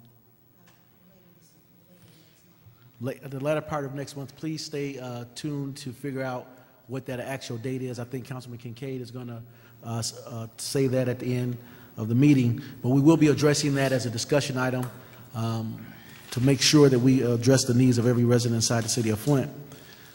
This body has been seated here for a little bit under a year now, and this is really no place for politics for me as a candidate for any particular office. As I sit here in this room, I am the 6th Ward City Councilman, and my job is very defined by the role and responsibility to perform actions for the residents that I serve. And so at no time will I ever surrender to becoming less than a city councilman that represents the 6th Ward. So any petty campaign pieces I would never engage in, and I'm not saying that as an indictment toward anybody. But as a legislative chair, Janelle, I do want to add 2 more things onto our list of our agenda for legislative. One thing I found out about the city of Flint, we got to figure out ways around the system to make it affordable for residents to live here. And one thing is I find that people are struggling to pay these high water rates and these high cost of water is that we have punitive nature, a punitive process up on the poor. When your water is shut off, they charge you $75 or $100. When your water is cut back on, they charge you another $75. How did your water get cut off? Because you never had the money to pay the bill. And so we add an extra additional fee as a punitive nature for being poor. I want to put that on the legislative agenda because I would like to try to draft the ordinance to ban the charging of residents for a shut on and shut off. If you get your water cut on, that means you are a customer of ours. You are, if your water's cut on, that means you are a customer to us. And we can't sell our product to you if you are not a customer. So it shouldn't be a charge. The service is our customer. You're not charged when you walk into the grocery store. You only charge for what you purchase. The getting water cut back on, and we cut overtime out in many departments, and I'm not for sure what that fee goes toward. And so, and it's illegal for us to make a profit. So this penalty up on the poor for the service of water, cut-ons and cut-off, we should abolish it. The out-county area, Swartz Creek, Flushing, Davidson, Grand Blanc, and all the surrounding areas that surround Flint, they charge you $25 to get cut on, and they don't charge nothing to get you cut off. So that's a difference in how we do business here. And we need to revisit those things when we have penalties up on the poor. And that's what we're going to do in the legislative committee, Mr. President. We're going to look at drafting the ordinance, and then we're going to push that through to try to save residents more money. And so also, residents out there, stay encouraged. Do not get defeated by this emergency manager and what they're trying to do. They're trying to shake you out of the city of Flint. This is an attempt to shake as many residents out of the city of Flint to make it something different than what it is now. But we here, and we built this community, and we should have a say in this community. And as long as I'm here, I will continue to fight for you. Thank you. Mr. President, as a member of the Legislative Committee, I don't want to play petty politics neither, but if Mr. Neely, who chairs that committee, don't object, let's put that $450 water deposit on there as well. Okay. At any time, you can make a recommendation to put anything on that agenda as a member of the committee. Well, I just did. God bless. Well, there you, okay. Thank you. Thank you. Councilperson Galloway, do you have anything? No, I'm good. Thank you. Councilperson Van Buren, do you have anything? No, I'm good. Sorry, I wasn't expecting that fast. Okay. What I would like to recognize, and I'm sorry that there's a number of people that have left, but like Quincy Murphy was saying, being solution-driven, he has been like that since the 70s when I first knew him. And I think many of us are like that. I feel that, especially myself, sometimes it's very discouraging being in this type of position because you feel like you're not accomplishing very much. There seems to be a lot of detours and barricades in our way as we try to move forward in making things better for this community. And I like to see things happen. I like to see results. I like to see improvements. Right. And when you don't see it, it's like, what am I doing here? I hear others say, oh, you know, they could do a better job. Well, where were they at the day that we had elections? I would like to see a lot of those people up here doing more action if they feel they can do a better job. Because I think personally, sometimes I would enjoy being out there in the committees and working with many of you side by side, because then I can see my work, my participation has led to results. So as long as I'm here for right now, you know, I will continue to try to make that happen, because that's the only way I can feel that I've done a job that I was elected to do. Mrs. Marshall, when you say we are on fire, I appreciate that. It is nice to hear support, or at least acknowledgement there is something going on. You know, I think many of us, when we leave here, we go with a sad heart, and sometimes it's not good to relax at home. Things are running through your head, and as you drive through the streets, this is not the city that we have known to love for so many years, and to see it just keep piece by piece disappearing. We want to keep this city moving forward. So as more people, please, more people need to be showing up to show support for change, for show support that we are moving forward. Even at the committee meetings, fill up that room. Come and see what we're talking about at legislative, or what we're hearing from the department's head for public safety and for financing and so forth. Be informed. Don't let things go over your head where you don't know what's going on. And it comes down to voting, like Mr. Dumas mentioned. A few votes will make a difference in which direction this city goes, where this state goes, where many of our communities go. I don't know how many will use an excuse, well, I'm busy on that day, that's why I didn't go out to vote. Hey, you can go vote right now. Go down to the city clerk's office during office hours and vote. Get an absentee ballot. Fill it out right then. Done. You don't have to worry about it. Or get an application. Give it to some of your relatives that you know it's going to be difficult for them to go out. Every vote counts. Amen. And if you don't vote, don't say anything about what's going on, because when it really counted, you did not come through. Amen. So I know they're looking probably at Flint as being one of those communities with low voter turnout. Let's make a difference and show them they don't know anything about Flint. Amen. Flint has always been able to pull itself together and have shown people that they think they know us, but they don't know us, because we are going to keep this city moving forward. The other thing is, Mrs. Jefferson mentioned about the looking out for those that have had charges in their background or whatever, ways for them to get jobs. Today was like, I think, the initial kickoff for Operation Fresh Start, and where they're helping those that have misdemeanors to make changes in their background so they can apply for a job, so they can get a license, so they can get some assistance, because we have so many that have had problems in the past. But we need to have people contributing back to our community and be a part of this community and have a community that cares for them. So again, please continue to show your support, continue to be there when we need us, or when we need you, and let us know how we can go on the right direction. Thank you. Thank you. Just a couple things. Ms. Marshall, I think she just left, but I wanted to be sure and let her know that I'll look at getting barrels. We have volunteers that pick up Wingate Park on a pretty regular basis, along with some of the residents that live around the park, mow the area, particularly on Milton's side where the basketball players play, and just about every other day they go over there and they pick up the water bottles and the juice bottles and put them in black plastic bags and set them out for the waste collectors to pick up, and they pick them up at that park every day. And I will look at the corner of Mohawk. We just had some buildings tore down on the corner of Mohawk and Dort Highway.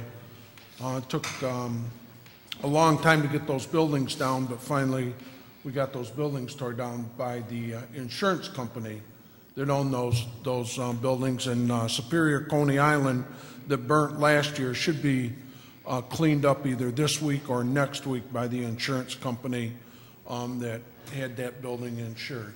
Amen. Before we adjourn, we've got a couple more things. They're not on your agenda, but I wanted to make sure everyone knew about them. We have a referral from the attorney's office to that Councilman Mays made last council meeting.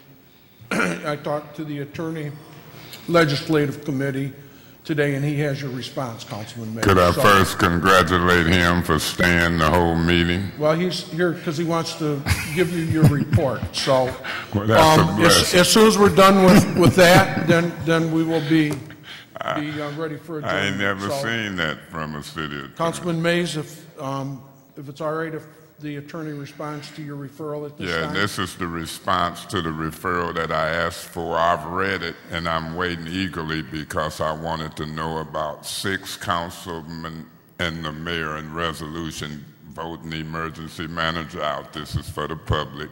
And I also wanted to know the time frame involved. Those were the 2 things. If some got lost in the translation, Mr. Bate, that's what I was requesting. Thank you. Mr. Bate, if you'd like to respond to that referral, I'd appreciate it. I did prepare a written response that was delivered to council members on Friday. Under Public Act 436, you are correct that the council can pass a resolution if agreed or jointly with the mayor. They can petition the governor to remove the emergency manager. The governor can act on that resolution, or he can disregard it. If the governor acts on it, then the city would have the option of a consent order or moving into the neutral evaluation process. Alternatively, after an emergency manager is served for 18 months, again, with a 2/3 vote of the council and the mayor, a resolution can be submitted to the governor whereby the governor must remove the emergency manager. And the city would then move directly into the neutral evaluation process. It is my opinion that under the statute that the 18-month period is emergency manager specific, that it commences, the 18-month period commences upon the appointment of an individual emergency manager. It is not cumulative added up by successive emergency managers. Mr. President, if I may, through you to the city attorney, my legal interpretation is different. My legal interpretation said that it's not cumulative or specific to the appointment of one emergency manager. My legal interpretation says, based upon the definition section of Public Act 436, that it's not. It starts from the appointment of the emergency manager under the Act. And it's specific when you look at the definition in Section 9 under the Act. So in light of your interpretation, that would mean if Early served 17 months, you could just appoint another one, and this could go on year after year after year after year, and you could be in perpetuity of appointments of emergency managers trying to get to 18 months. And I don't think the legislature intended that application. So I think that my interpretation is right. And so I'm going to ask on the time frame section, I'm hoping my colleagues will support me in getting an outside opinion as it relates to the emergency manager and the time frame, because I can understand, Mr. Bate, you know, everybody in City Hall is working under the stress of an emergency manager. He can get rid of you, he can reduce your salaries, he can throw us out, he can throw y'all out. Y'all are more vulnerable than us. So if I may, I would move for us to get an outside opinion on the time frame. Mr. Bade has given a legal opinion that the mayor and the council can vote the emergency manager out under 436. He's given two time frames, one before 18 months, and I'm not looking at that one. I'm looking at the one after 18 months. And I look at two interpretations, maybe three. I look at one that started and we reached it in February. I look at another one coming close in September. And then now the one Mr. Bade brings that I totally disagree with.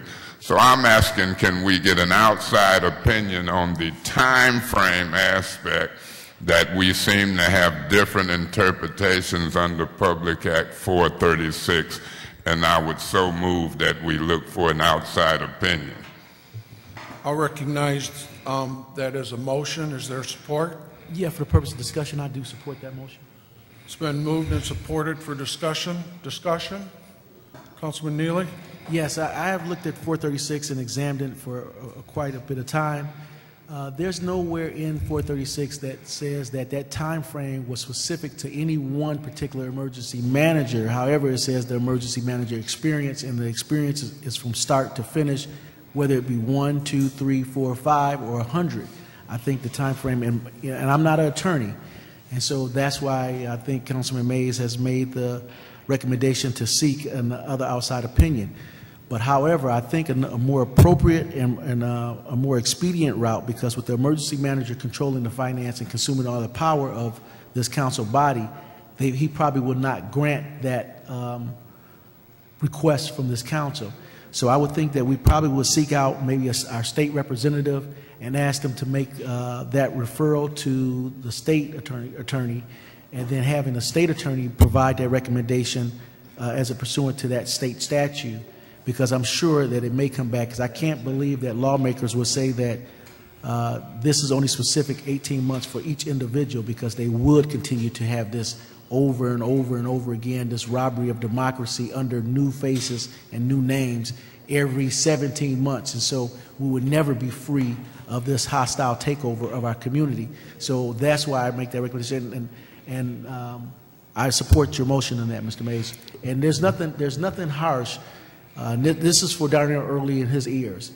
If you think that you're right in your stand and in your disposition in your interpretation of this law, there's nothing wrong with having somebody else review it to make sure that you're correct.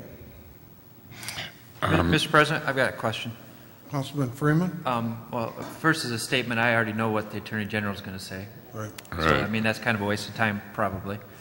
Second is Councilman Mays, you brought up 3 dates. I think it's the April date, which is referenced in the letter, and that relates to Darnell Early's April tenure. 2/15. Right. Right. You mentioned February. What does that relate to? Right. That relates to an emergency manager who was appointed under Public Act 72, which was Kurtz in the definition section under 72, but then the September date references the Act. The Act was enacted on March of 2013. 18 months from that is so, September. Yeah, because Kurtz was here right, under 72. But if you go with when he was appointed, you would get February. If you go from the enactment of the act, it would be September. I follow what you're saying. I just didn't. But I'll say the appointments includes Kurtz, Early, and, all hooked together. Yeah, I hear you. Because it says an appointment under Section 9. They were all under Section 9, and the definition lumps them all there together, Okay, Councilwoman Poplar.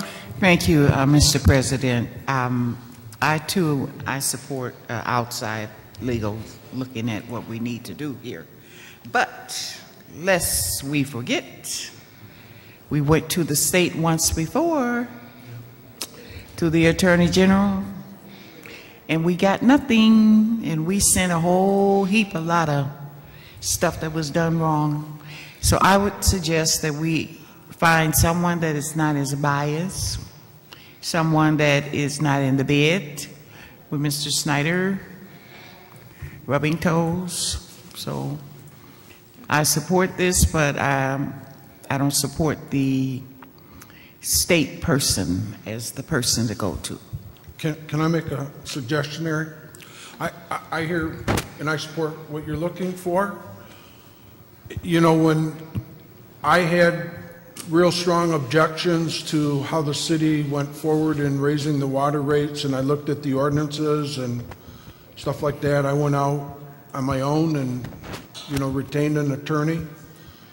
You know, if we all feel real strongly about it collectively,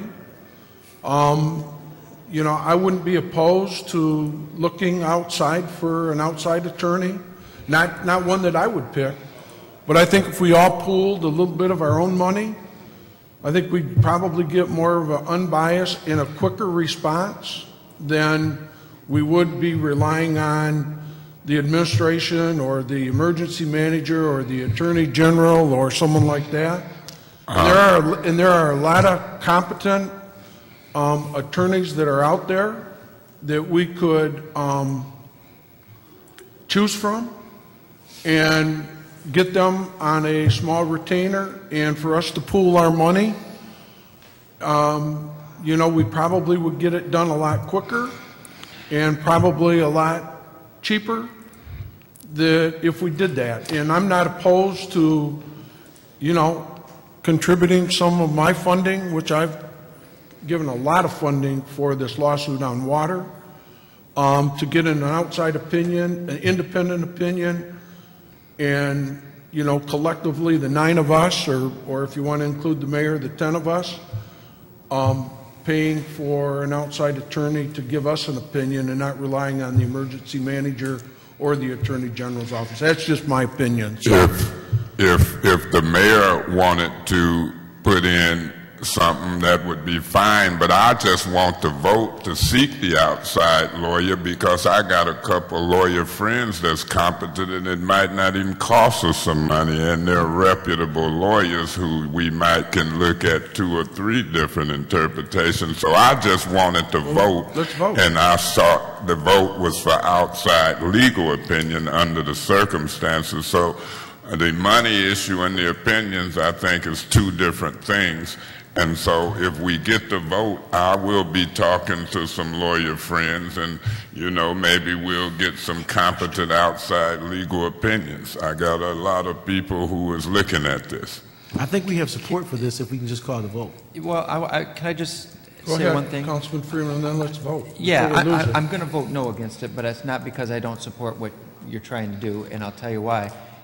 We can get, you know, 15 different opinions, and they can say 15 different things, but the bottom line is that until we take action, and then if they want to tell us that we can't do that, or that, you know, you're going to have to go to court and until a judge makes a decision, then we can get, like I said, 15 legal opinions, but they'd mean squat until somebody makes a decision. And that would be the next step. You know, remember... So I would vote yes to make the decision to vote, it may be in September, at that 18-month period. But, I mean, why spin our wheels when it isn't going to mean anything? And for the purposes of discussion on this motion, Mr. Freeman, I would hope that you would reconsider, because I don't want to put this off to Ms. Galloway or Wante as Councilman Davis come back, and we're sitting here with 6 council people. I think you have 5 votes for what you want tonight. So I'm just a little nervous about what you're saying, but I'm encouraging you to vote in favor of it, because after that, the action could come, and I'm glad to hear you supporting the action, but then I'm going to wait to see what the mayor weigh in, because if the mayor don't weigh in, it's all for naught anyway. I'm ready for the vote. Roll, Madam Clerk. Yes. Yes. Yes. Yes. No. Okay. That concludes the business for this evening. It was one other piece of business. We had the... Wait, there's one other piece, the special meeting. That's correct. And you know, I don't know how you want to approach it. I was going to get with Councilman Nolden and myself and ask the emergency manager to allow us to have a special meeting. But if Mr. President, that'll be a fine approach with me. We've went on the record requesting a special meeting. We're supposed to all be in cooperation here. This is a serious matter. Nobody's just playing with it. So let's see what will happen, whether it's a special meeting or a special meeting on a committee day. But this is something I think that I would like to see happen within the next 14 days. I think that my understanding of what the support was, Councilman Mays, was for a special meeting, not a committee meeting, but a special meeting, so that we also would be able to allow the public to speak at that time. So, and I'm saying it could be on the same day as a committee meeting, but hopefully within the 14 days. Whatever you can come up with, I'm open to let's go on that route first. So if that's no other business on the floor at this time, you would entertain what? Well, before I do, I just want to make this point. It's my understanding that the emergency manager is out of town this week. So as soon as I have communication with him, I will run this by him. But I just want you to know that I believe that he's out of town this week. So I don't want somebody to say, well, you didn't talk to the emergency manager, and, you know, I can't talk to him. Well, I think you talk to him a little too much. I don't talk to him. I don't talk to him a little too much. So I think that's perception. On well, your I part. just thought that. I said, I didn't know, so. Justice, I want to make sure that the message... I was being sarcastic, Mr. President. I just want to make sure the message gets communicated to the emergency manager that the will of this body and the will of the public that was here tonight would want this special meeting prior to him making a decision to force the issue on a November ballot. Right. That's what I was going to communicate to him. And that was the intent. That's why I'm thinking within 14 days, it's got to be kind of quick. 12 days. 12 days. 12 days. In order to get something on the ballot for November, we would need to have it in the clerk's office by August the 12th. So therefore, you have like 12 days, yeah. 12 days in I trust you on this one, Mr. President. And if you get the word back, however you communicate it, maybe through Jennifer, Janelle, leave some in our box. Okay. I got it. Motion to adjourn would be in order. I would move to adjourn.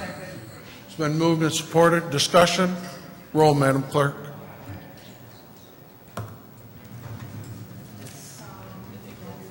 Yes. Yes. Yes. Yes. Yes. Yes. 6. No, you shall not vote yes. We're adjourned.